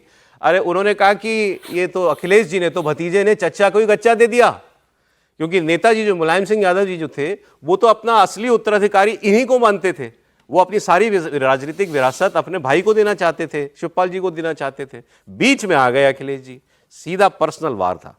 अखिलेश जी ने हिसाब बराबर किया। असेंबली में तो अब वो नहीं है, सांसद हो गए हैं, तो उन्होंने बाहर बोला। तो उन्होंने कहा चलिए मुझ पर तो अपने चाचा को कच्चा देने का आरोप है, मुख्यमंत्री जी ने तो पूरी भारतीय जनता पार्टी को कच्चा दे दिया है। ये पार्टी में दिल से नहीं है, ये केवल मुख्यमंत्री की कुर्सी पर बैठने के लिए बीजेपी में बने हुए हैं, वरना इनका बीजेपी से कोई लेना देना नहीं है। आप बात तो आजादी की करते हैं लेकिन काम गुलामी जैसा करते हैं। बर्किंघम की बुकी को बुला करके और फिर नेताजी जैसे भोले भाले व्यक्ति को भी बदनाम करने का काम कर दिया आप लोगों ने। शिवपाल उनकी विरासत के अंतिम उत्तराधिकारी थे, लेकिन बेचारा भी अब एकदम गच्चो कच्चा खा जाए, चाचा भी गच्चा खा गया। ये जो मुख्यमंत्री जी हैं, इन्होंने पूरे भारतीय जनता पार्टी को गच्चा दिया है। ये ना भारतीय जनता पार्टी के सदस्य थे और न कभी भारतीय जनता पार्टी की विचारधारा इन्होंने पसंद की। केवल कुर्सी पे बैठने के लिए इन्होंने भारतीय जनता पार्टी की सदस्यता ली है। सच्चाई में अगर किसी ने गच्चा दिया है तो इन्हीं मुख्यमंत्री ने पूरे भारतीय जनता पार्टी को गच्चा दे दिया। भाई देखिए, बात बड़ी गंभीर हो गई और यहाँ यूपी के काफी लोग हैं, तो ये चर्चा अब थोड़ी कठिन हो जाएगी। अखिलेश यादव जो बात कह रहे हैं, वैसे तो आप देखिए 5 बार के सांसद योगी आदित्यनाथ गोरखपुर से, भारतीय जनता पार्टी से, 2 बार मुख्यमंत्री बन गए तो भारतीय जनता पार्टी से, तो कैसे नहीं वो बीजेपी की सीधा पूछा जाएगा। लेकिन ये बात भी ठीक है कि इनके जो गुरुजी थे महंत अवैधनाथ जी, वो हिंदू महासभा से थे पहले, बाद में वो बीजेपी में आए और रिश्ते योगी जी के सांसद रहते हुए मुख्यमंत्री से पहले कभी कभी इतने खराब भी रहे हैं कि इन्होंने बीजेपी के उम्मीदवारों के सामने अपना उम्मीदवार उतार दिया और जितवा भी दिया। गोरखपुर से तो जितवा भी दिया, राधा मोहनदास अग्रवाल जी को उतार दिया था और वो जीत भी गए थे बीजेपी के कैंडिडेट, शिवप्रताप शुक्ला के मंत्री थे वो, रवि किशन भी तो हार गए थे। हाँ, तो अब लेकिन जो चोट जो मतलब जहाँ जो नस दबाई है, दर्द है क्या उसमें थोड़ा बहुत? देखिए, अखिलेश यादव के बारे में बार बार कह देना और एक शिवपाल जी को निश्चित रूप से सार्वजनिक, शिवपाल जी नाराज हो गए थे, उन्होंने अपनी पार्टी बना ली थी, बाद में अखिलेश उनको लेकर आए, वो पार्टी के अंदर आ गए, अब वो समाजवादी पार्टी का हिस्सा है। लेकिन योगी आदित्यनाथ जी अगर ये कहेंगे तो फिर अगर आप वार करोगे तो आपको फिर वार सहना भी पड़ेगा। और फिर ऐसा भी नहीं है कि अखिलेश के पास, ठीक है, समाजवादी पार्टी के लोग बहुत रिसर्च करके नहीं जाते, वरना तर्कश में तो बहुत तीर है जो निकाल सकते हैं। अखिलेश यादव जो भी कह सकते थे कि भाई अभी तक योगी जी ने उत्तर प्रदेश का प्रदेश अध्यक्ष नहीं बनने दिया, क्यों नहीं बनने दिया जा रहा है, ये भी अखिलेश यादव पूछ सकते थे, पूछना होता। अखिलेश यादव ये भी कह सकते थे कि भाई योगी जी ने ऊपर से टपक गए और मोरा साहब को गच्चा दे दिया, जो अध्यक्ष और जो मुख्यमंत्री बनने के लिए पूरी तैयारी कर ली थी उनको गच्चा दे दिया। इसमें योगी जी का कह दो, ये तो पार्टी ने तय किया, ये पार्टी ने तय किया, तो कह सकते थे ना, ये भी पार्टी ने तय कि समाजवादी पार्टी का अखिलेश यादव अध्यक्ष बनेंगे, भी पार्टी का। केशव मौर्य और जमीन से उठे पार्टी में ना, भाई प्रदेश अध्यक्ष थे उस समय, मुख्यमंत्री की नहीं, वैसे भी मतलब उनका पार्टी में राइज बड़ा नीचे से हुआ है, निश्चित से हुआ है, पार्टी का कार्यकर्ता रहे।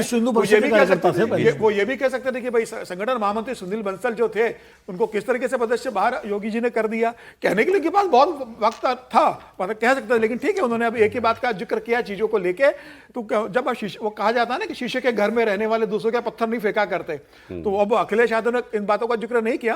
लेकिन मुझे लगता है कि विधानसभा का सत्र है, अगले साल चुनाव आएगा। आपने भी जमा कर रखी थी बहुत दिनों से, लग रहा है। नहीं, ऐसा नहीं है, जो चर्चा चलती रहती है। जो अखिलेश यादव अगर देख रहे होंगे तो जितना उन्होंने नहीं कहा वो सब समीर जी ने दे दिया। लेकिन जो ये कहना कि तो बीजेपी के हैं ही नहीं, ये इसका जवाब नहीं। देखिए, मुझे लगता है कि ये मतलब उस तरह से अगर कहें कि क्या पदाधिकारी रहे तो बिल्कुल नहीं रहे, क्या जिले से लेकर, और क्यों वो रहेंगे? वो मठ के महंत थे भाई, बहुत बड़ी पदवी थी, गोरखनाथ मठ की बड़ी प्रतिष्ठा है। ये सच है कि वो नाराज हुए तो शिव प्रताप शुक्ला भाजपा के प्रत्याशी थे, विधायक जो थे, उनको हरवा दिया और राधा मोहन दास अग्रवाल का हरवाया। राधा मोहन दास अग्रवाल से अब नाराज हो गए तो राधा मोहन दास को भारतीय जनता पार्टी ने राष्ट्रीय महासचिव बनवा दिया। बड़े शानदार व्यक्ति हैं राधा मोहन दास, बहुत मतलब डॉक्टर हैं और बड़े अच्छे डॉक्टर माने जाते हैं। लेकिन जब हम कहते हैं कि क्या अब ये स्थिति है, तो भाई जब वो समय था तब वो समय था। आप 13 वर्ष पूर्व की बात कर रहे हैं, 2012 का कालखंड था।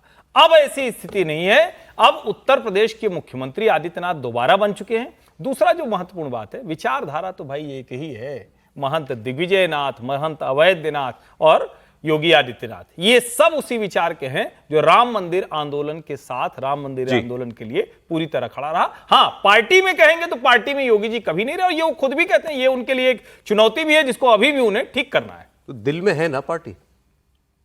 नहीं, दिल वाला तो बड़ा मसला, दिल में उनके सिर्फ मठ है, दिल में सिर्फ मठ, एकदम इसमें कोई भ्रम नहीं रखना चाहिए। योगी जी के दिल में सिर्फ मठ है, गोरखनाथ मठ। खबर इस वक्त की उपराष्ट्रपति चुनाव को लेकर हलचल तेज हो गई है। कौन होगा देश का अगला उपराष्ट्रपति? खबर इस हवाले से यह है कि 18 अगस्त को इंडिया ब्लॉक के नेता मीटिंग करने वाले हैं, मतलब सोमवार को, और इस बैठक के लिए कांग्रेस के चीफ मल्लिकार्जुन खड़गे ने टॉप लीडर से बात करना भी शुरू कर दिया है। इस बैठक में विपक्ष की तरफ से उपराष्ट्रपति चुनाव के लिए कैंडिडेट के नाम पर मुहर लग सकती है। उपराष्ट्रपति पद के लिए एनडीए भी अपना नाम तय कर देगा। एनडीए के कैंडिडेट को तय करने के लिए 17 अगस्त को, मतलब कल, मुहर लगेगी। न्यूज एजेंसी एएनआई ने यह खबर दी है कि भाजपा के संसदीय बोर्ड की बैठक रविवार यानी कल शाम 6 बजे हो सकती है और इसमें उपराष्ट्रपति पद के उम्मीदवार का नाम फाइनल किया जा सकता है। यह कैंडिडेट 21 अगस्त को नॉमिनेशन दाखिल करेंगे। 21 अगस्त आखिरी तारीख है नॉमिनेशन फाइल करने की, और उस दिन एनडीए के सभी राज्यों के मुख्यमंत्री और उप मुख्यमंत्री सबको दिल्ली बुलाया गया है ताकि वो वाइस प्रेसिडेंट के नॉमिनेशन के वक्त मौजूद रहें। उपराष्ट्रपति चुनाव के लिए 9 सितंबर को मतदान होना है और उसी दिन शाम को नतीजा भी आ जाएगा, मतलब 9 तारीख को ही वोटिंग और नतीजा पता हो जाएगा, पता चल जाएगा कौन हो रहे हैं देश के अगले उपराष्ट्रपति। मतलब कल एनडीए तय कर लेगा उम्मीदवार, परसों इंडिया गठबंधन तय कर लेगा, अभी तक की प्राप्त जानकारी के मुताबिक। बाकी खबरें जो हैं और कौन कौन से नाम चल रहे हैं, समीर जी एक बार आपको बता दें। देखिए, बीजेपी पार्लियामेंट्री बैठक कल अब होने वाली है, लेकिन मुझे बड़ा आश्चर्य लग रहा है कि इस बार बीजेपी पार्लियामेंट्री बोर्ड की बैठक बुला के, वेंकैया नायडू के समय तो बैठक नहीं हुई थी। जब 2017 में वेंकैया नायडू को उपराष्ट्रपति का उम्मीदवार बीजेपी ने बनाया था तो सीधा नाम डिक्लेयर कर दिया कि वेंकैया नायडू भारतीय जनता पार्टी के उपराष्ट्रपति के उम्मीदवार होंगे। अब इस बार बीजेपी की पार्लियामेंट की बैठक हो रही है। अब 11 मेंबर है बीजेपी पार्लियामेंट के बोर्ड मेंबर में, तो उस नाम पे चर्चा होगी। और मुझे लगता है इसमें कायदे में तो एनडीए की बैठक भी होनी चाहिए। मुझे लगता है एनडीए के नेताओं को सहमति लेंगे। एनडीए के नेताओं में नीतीश कुमार है और चंद्रबाबू को अधिकार दे दिया है। हाँ भाई, बैठक में जो नड्डा जी और प्रधानमंत्री नरेंद्र मोदी को अधिकार दिया गया है। और मुझे लग रहा है जो नाम प्रधानमंत्री ने तय किया, हो सकता है प्रधानमंत्री मोदी जी उस नाम पर चंद्रबाबू नायडू से बात कर लें और नीतीश कुमार से बात कर लें। दो बड़े सहयोगी है जिनके 16 सांसद 12 सांसद है इनके पास, बड़े सांसद है, राज्यसभा भी इनके सांसद है, तो इन दो बड़े सहयोगी को प्रधानमंत्री मोदी नाम बता देंगे और निश्चित रूप से सहमति मिल जाएगी। तो कल एनडीए का नॉमिनी पता चल जाएगा। अब डिक्लेयर कल करते कि नहीं, कल बैठक के बाद डिक्लेयर कौन करता है, किसको अधिकार जाता है, क्या एनडीए के सभी मुख्यमंत्री आते हैं, सभी नेता आते हैं, उसके साथ ज्वाइंट पत्रकार वार्ता में इसको डिक्लेयर किया जाएगा, या कल रात को नड्डा जी डिक्लेयर कर देंगे, या प्रधानमंत्री इसको नाम को जारी करेंगे, या एनडीए के तमाम बड़े नेता चंद्रबाबू नायडू, नीतीश कुमार सब आएंगे, उनके बीच में फिर इस नाम को कौन जारी करेगा, किसको अधिकृत किया जाता है, देखना होगा। लेकिन मुझे लगता है कि कल बैठक होगी, उसमें नाम पर जो प्रधानमंत्री मोदी जी ने नाम तय किया होगा वो सामने रखा जाएगा, उस पर मुहर लग जाएगी भारतीय जनता पार्टी की तरफ से। और परसों जो है हमें इंडिया ब्लॉक की तरफ से कोई खबर जो है वो मिल सकती है। सर आप कुछ नाम आप ही बता दीजिए। मुझे नाम की जानकारी नहीं, लेकिन ये स्ट्रेटजी में यही था कि इंडिया ब्लॉक ने तय किया था कि जब एनडीए का कैंडिडेट तय हो जाएगा उसके हिसाब से वो अपना कैंडिडेट तय करेंगे। हालांकि मुझे इलेक्शन में तो कोई उसका काउंटिंग के नंबर के हिसाब से तो कोई फर्क नहीं दिखाई देता। नंबर एनडीए लोकसभा राज्यसभा दोनों जोड़ के बता रहा हूं क्योंकि कंबाइंड वोटिंग होगी। 423 एनडीए, इंडिया गठबंधन 313, तो 100 से ज्यादा वोटों का अंतर, 100 से ज्यादा वोटों का फर्क है, तो इसलिए कोई बड़ा फर्क नहीं होना। और उसमें मुझे नहीं लगता कि कोई फर्स्ट प्रेफरेंस या सेकंड प्रेफरेंस पर भी काउंटिंग जाने वाली है। फर्स्ट प्रेफरेंस में ही हो फर्स्ट प्रेफरेंस में ही हो जाएगा। और कल शाम को ही मुझे लगता है कि हो जाना चाहिए। 21 तारीख के लिए ये जो मुझे जानकारी मिली कि सारे लीडर्स को बुलवाया गया, चीफ मिनिस्टर्स को, ताकि वहाँ पर एक बड़े तरीके से नॉमिनेशन फाइल किया जाए। वैसे ऐसा क्या ही तब किया गया था जब जगदीप धनखड़ साहब बने थे और वेंकैया नायडू जी बने थे। ठीक है, वैसे नाम जो चल रहे हैं, जो छप रहे हैं ज्यादा, वो है एक थावरचंद, और वो सबके हम पहले चर्चा कर थावरचंद गहलोत थावरचंद गहलोत साहब जो हैं वो फिलहाल राज्यपाल हैं कर्नाटक के, और दूसरे ओम माथुर ये सिक्किम के राज्यपाल हैं, इनका नाम चल रहा है। हरिवंश नारायण सिंह जी जो उपसभापति हैं राज्यसभा के, उनका तो एक स्वाभाविक सा है कि उनका एलिवेशन जो है वो किया जा सकता है, मुमकिन है। ये चर्चा है सर, कोई नाम किसी के पास भी तो बताइए, नहीं तो फिर मुद्दे शेषाद्री चारी का भी नाम चल रहा है। शेषाद्री चारी आरएसएस के जो संघ के जो आइडियोलॉग है। एक लाइन में अगर कहें, देखिए नाम तो हमको भी नहीं पता है, लेकिन एक जो है अंतर वो साफ साफ दिख रहा है, जिसकी चर्चा बहुत जबरदस्त चल रही है, और शायद इस वजह से भी ये सब कुछ थोड़ा गतिविधि ज्यादा हलचल दिख रही है। क्या जगदीप धनखड़, सत्यपाल मलिक, या कहें कि कुछ हद तक रामनाथ कोविंद जी जैसे राष्ट्रपति उपराष्ट्रपति चुने जाएंगे, यानी अब जो उपराष्ट्रपति का चुनाव होना है, या फिर द्रौपदी मुर्मू जैसे राष्ट्रपति चुने जाएंगे, यानी जो लोग मूल रूप से राजनीतिक तौर पर भाजपा संघ से रहे वो चुने जाएंगे, या बाद में जो लोग आए हैं वो चुने जाएंगे, उनमें से चुनाव होगा। नहीं, ये तो बीजेपी का ही होंगे मूल एक रूप बात से। मैं भी जोड़ दूं, देखिए इंडिया गठबंधन जो है वो एक दिन बाद अपना तय कर रहा है। आप याद करिए राष्ट्रपति का चुनाव जब हुआ था तो एनडीए ने इंडिया के बाद तय किया था, एनडीए ने बाद में तय किया। हाँ, उस वक्त यशवंत सिन्हा का नाम डिक्लेयर कर दिया था विपक्ष ने, उसके बाद द्रौपदी मुर्मू का नाम आया। इस बार इंडिया गठबंधन भी, असल में इंडिया गठबंधन को जीतना तो है नहीं, उसको मालूम नंबर नहीं उनके पक्ष में, वो एक ऐसा कैंडिडेट लाएगा, कोशिश करेगा जिससे मैसेजिंग हो, वो जैसे मैसेजिंग के लिहाज से। तो अगर मान लीजिए कोई ऐसा कैंडिडेट आता है एनडीए से, तो उसके जवाब में मैसेजिंग क्या की जा सकती है, ये इंडिया गठबंधन इस तरह करेगा। और एक नाम यशवंत सिन्हा जी में क्या मैसेजिंग थी? सारी जिंदगी जो बात बीजेपी में रहा उसको बना दो राष्ट्रपति। अरे सुनो मेरी बात, यही तो मैं कह रहा हूँ, यशवंत सिन्हा का नाम चुनने के बाद वो रेस छोड़ दी उसने, उन्होंने तुरंत द्रौपदी मुर्मू को नाम आगे किया आदिवासी का, और उसमें नतीजा ये हुआ कि हेमंत सोरेन जैसों को भी स्टैंड बदलना पड़ा अपना। तो ये मैं कह रहा हूँ कि इस बार ये मैसेजिंग के लिए इंडिया गठबंधन के पास और क्या है। लेकिन वो एक मिनट पूरी कर लें तो यार, आप लोग बीच में जो है बोल देते हो, कम से कम इतना। दूसरा एक नाम जो है जो एनडीए में जो चल रहा है, जिसकी चर्चा हम लोग नहीं की है, वो है महाराष्ट्र के राज्यपाल राधाकृष्णन जी का। वो तमिलनाडु से आते हैं, 2 टर्म एमपी रहे हैं बीजेपी के, और बीजेपी की ही मूल राजनीति से है, संघ और बीजेपी की जो राजनीति है। तो उनके चूंकि तमिलनाडु के चुनाव को ध्यान में देखिए, एनडीए का जो भी उम्मीदवार होगा उसका राजनीतिक मायने भी होगा। जैसे द्रौपदी मुर्मू बनी तो आदिवासियों में एक संदेश दिया गया, रामनाथ कोविंद बने तो दलितों में एक संदेश दिया गया। उसी तरह इस बार भी जो है, अगर दक्षिण भारत की तरफ जो ध्यान है भारतीय जनता पार्टी का, और तमिलनाडु को खास करके चूंकि एआईडीएमके से अलायंस हुआ है, तो उस पर भी विचार किया जा सकता है। और इसीलिए शेषाद्री चारी का भी नाम चल रहा है। जी सर। नहीं, मैं तो यही बात आपकी बात बढ़ा रहा था कि मैसेजिंग इंपॉर्टेंट है, बाकी तो कैंडिडेट उनका जीतना ही है एनडीए का, इंडिया ब्लॉक को भी अपना केवल मैसेज वहां पर देना। कल का इंतजार करते हैं, देखिए नाम सामने आता है उससे पहले ही खबर आ जाती है, वैसे ऐसा होता नहीं है आमतौर पर इस सरकार में। उपराष्ट्रपति चुनाव के बहाने विपक्ष की कोशिश एनडीए के सबसे अहम सहयोगी चंद्रबाबू नायडू पर डोरे डालने की भी है, और ये खबर मैंने आपको एक बार पहले भी दी थी, इस पर बहुत प्रतिक्रिया आई थी आपकी। ये खबर आगे बढ़ रही है दोबारा। हमने आपको पहले ये बताया था कि कैसे जगन मोहन रेड्डी ने ये एक शगुफा छोड़ा और उससे बड़ी सनसनी मची कि राहुल गांधी की हॉटलाइन है चंद्रबाबू नायडू के साथ। चंद्रबाबू नायडू एनडीए के सबसे बड़े सहयोगी, बीजेपी की सरकार इनके समर्थन से है, लेकिन विपक्ष जो है वो लगातार कुछ ना कुछ ऐसे प्रयास कर रहा है जिससे ऐसा लगता है कि ये चंद्रबाबू नायडू पर डोरे डाल रहे हैं या उन्हें खुश कर रहे हैं, या कम से कम उनकी अहमियत बताने का कोई मौका नहीं छोड़ता विपक्ष। शुरुआत हुई थी जब उपराष्ट्रपति कैंडिडेट को लेकर चर्चा शुरू हुई। तेलंगाना के मुख्यमंत्री रेवंत रेड्डी, ये आदमी बड़े क्रूशल है इसमें, इन्होंने कहा था बंडारू दत्तात्रेय को अगर एनडीए बीजेपी जो है वो बना देता है उपराष्ट्रपति पद का अपना कैंडिडेट, तो हम भी अपने नेता से, मतलब राहुल गांधी सोनिया गांधी से बात करेंगे कि इनके नाम का समर्थन कर दिया जाए। कोई तेलुगु आदमी होना चाहिए, तेलुगु भाषी आदमी होना चाहिए। यहां से बात शुरू की उन्होंने। फिर उन्होंने कहा कि चंद्रबाबू जी को भी इसमें साथ देना चाहिए, नायडू साहब को। जगन मोहन रेड्डी ने यह कहा कि इनकी हॉटलाइन बनी हुई है चंद्रबाबू नायडू की राहुल गांधी के साथ वाया रेवंत रेड्डी, और अब रेवंत रेड्डी खुद आ गए मैदान में।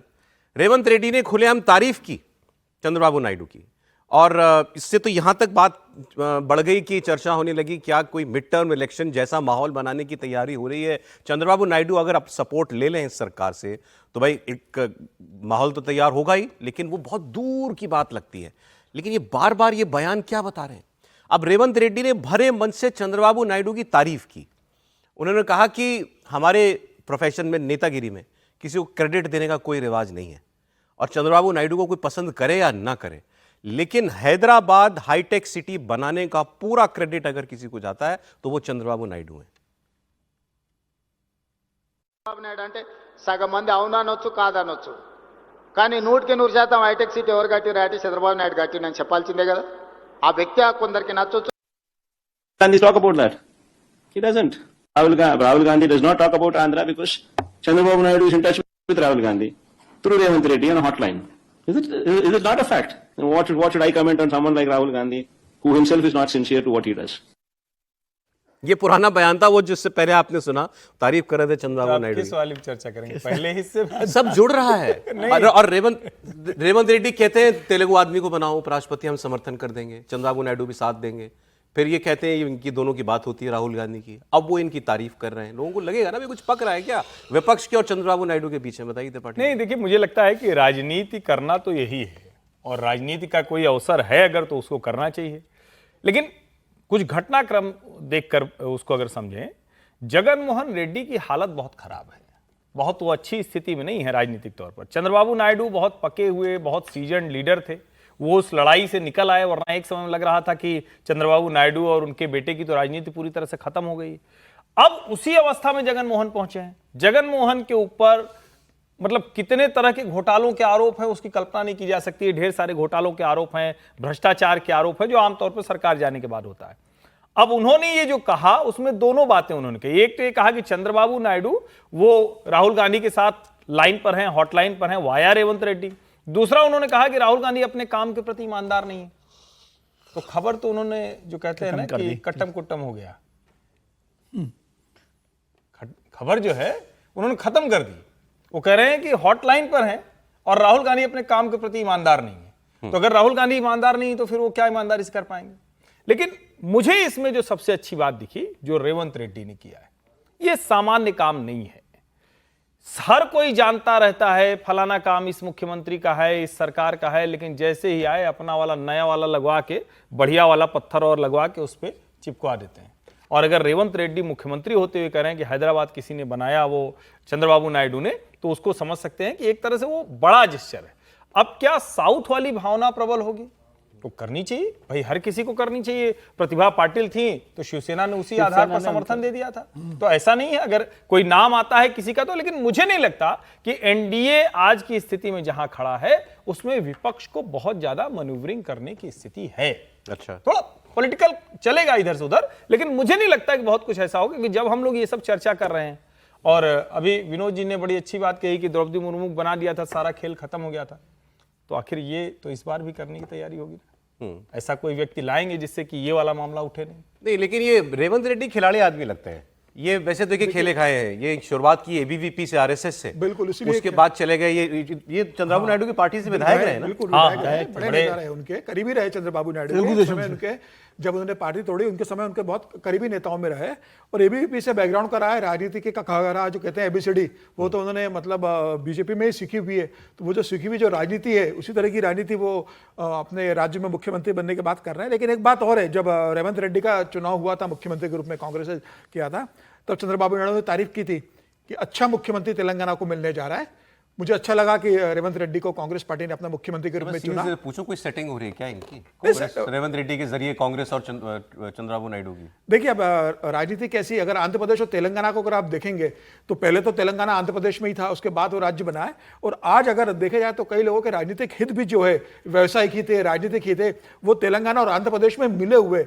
आज अगर हैदराबाद देखेंगे तो तेलंगाना में आ गया है, और हैदराबाद सबसे बड़ी कैपिटल है और सबसे बड़ा मतलब जिसे कहते हैं ना भू माफियाओं के लिए और बिल्डर्स के लिए बड़ी जगह है। तो अगर आप आंध्र प्रदेश के भी हो तो अगर आपको बड़ा काम करना है प्रॉपर्टी का या किसी भी तरह का प्रोजेक्ट का, तो वो हैदराबाद में होता है। हैदराबाद तेलंगाना के अंदर लेकिन आंध्र प्रदेश में कांग्रेस और चंद्रबाबू नायडू का कॉमन दुश्मन तो जगन मोहन है ना। नहीं, जगन मोहन है, लेकिन चंद्रबाबू नायडू की जो राजनीति रही है, चंद्रबाबू नायडू को आप देखो पहले एनडीए में भी रहे, किस तरीके से वो अटल बिहारी जी के साथ थे, उस समय उसमें सरकार चलाने में उन्होंने कैसा दखल दिया। उसके बाद जो प्रधानमंत्री मोदी के साथ भी रहे, फिर 2017-18 में वो अलग हो गए। तो वो उनकी राजनीति ऐसी कि नहीं लगता ये कुछ पक रहा है ऐसा? फिलहाल कुछ नहीं पक रहा, एनडीए छोड़कर कभी नहीं जाएंगे चंद्रबाबू। देखिए, जिस पॉलिटिकल सवाल की आप बात कर रहे हैं, क्या नरेंद्र मोदी की सरकार गिर सकती है, एक लाइन का सवाल, असंभव है। उसका जवाब है नहीं। क्यों? इसलिए नहीं कि हमें नायडू पर भरोसा है, इसलिए कि नायडू के पास उतने नंबर नहीं है। 16 चले भी जाएं तो कोई फर्क नहीं। नायडू और नीतीश या नायडू और दूसरे लोग, सबको जाना पड़ेगा। और दूसरी तरफ वो वाला नंबर पकड़ने में, ठीक है, 99 से या सबको लेकर वो बहुत बड़ा फासला है, इसलिए नहीं होगा। बाकी नायडू जी नहीं जा सकते ऐसा मैं नहीं कह रहा हूं। ठीक है, पर परिस्थितियां अलग हैं। परिस्थितियां जो है बिल्कुल। सर, अब बिहार की खबर, राहुल गांधी बिहार में एक बड़ी यात्रा निकालने वाले हैं। इनफैक्ट ये कहना चाहिए कि जो उन्होंने भारत जोड़ो यात्रा की थी, इसमें पूरा उन्होंने उत्तर दक्षिण पूरा पश्चिम नाप दिया था, पांव पांव। उसके बाद एक बहुत बड़ी, सबसे बड़ी यात्रा ये होगी 17 अगस्त, मतलब कल से बिहार में वो वोटर अधिकार यात्रा निकालेंगे। और उसको यूं भी कहिए कि उनका ये जो वोट चोरी का नया कॉन्सेप्ट है या आरोप है, इसका इम्तिहान बिहार में ही होने वाला है। उसकी सारी तैयारी रूपरेखा वो इस यात्रा से तय बनाएंगे।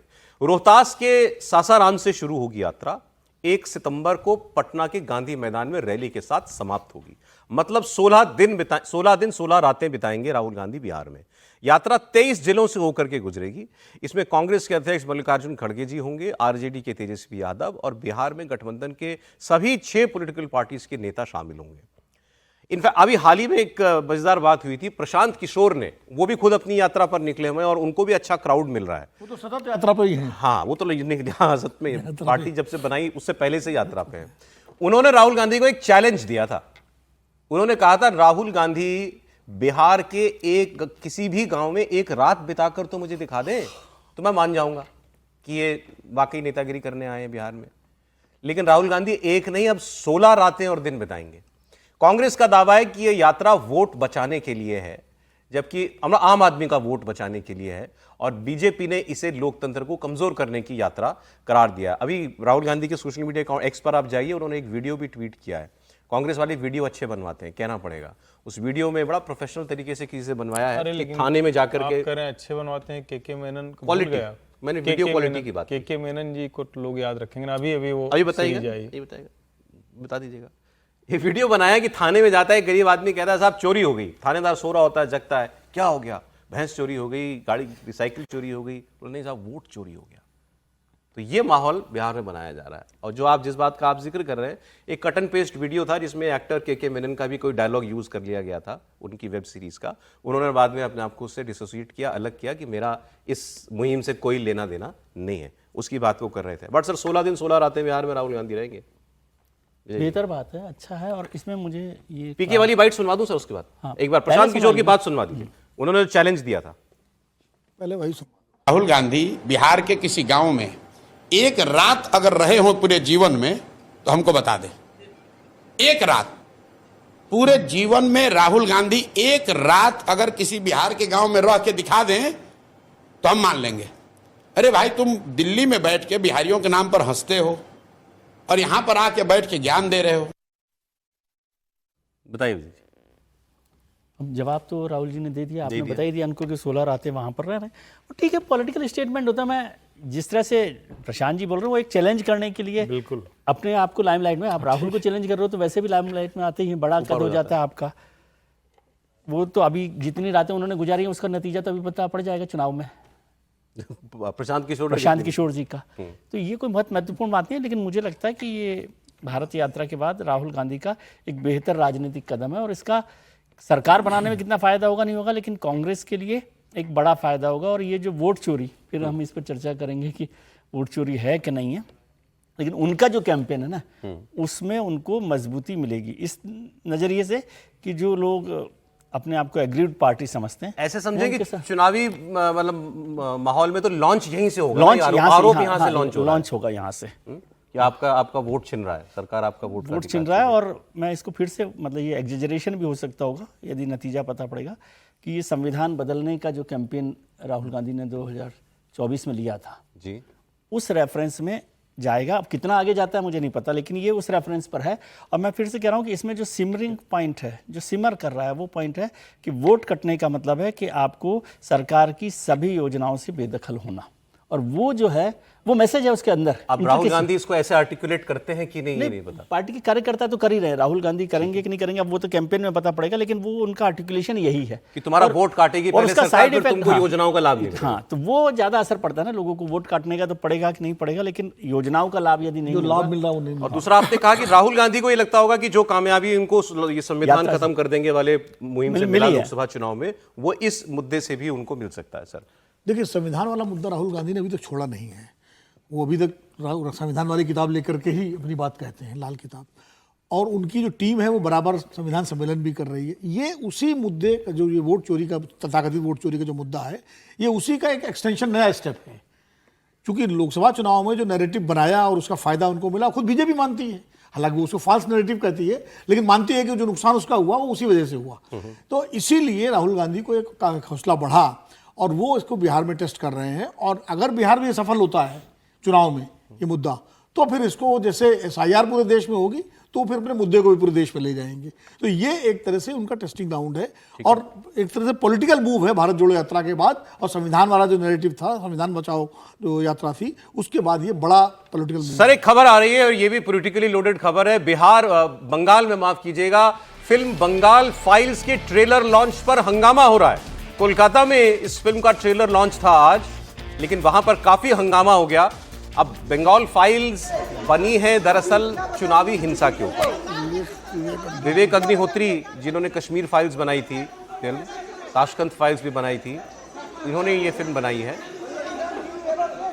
मीडिया से फिलहाल घिरे हुए हैं और ममता बनर्जी उनकी पार्टी के खिलाफ आप कह सकते हैं इस फिल्म को, क्योंकि जो पिछला लोकसभा विधानसभा का चुनाव था उसके बाद खासतौर पर जो हिंसा हुई थी, मतलब जिन लोगों ने बीजेपी को वोट दे दिया या तृणमूल कांग्रेस को वोट नहीं दिया, उनके खिलाफ बहुत वायलेंस हुई गांव-गांव में, कई इलाकों में पलायन करना पड़ा था लोगों को, लोगों की हत्याएं, बलात्कार भी हुए थे। उस पर इन्होंने एक पिक्चर बनाई है और इसमें सजाएं हुई हैं। अभी अदालत ने सजा दी है एक व्यक्ति को, उसने एक बच्ची के साथ रेप किया था। हंगामे की तस्वीरें में, लेकिन मैं आपको पहले दिखाता हूं। और ओमकार सरकार जो है वो हमारे साथ जुड़ रहे हैं। एक बार पहले ये देखिए आप तस्वीर।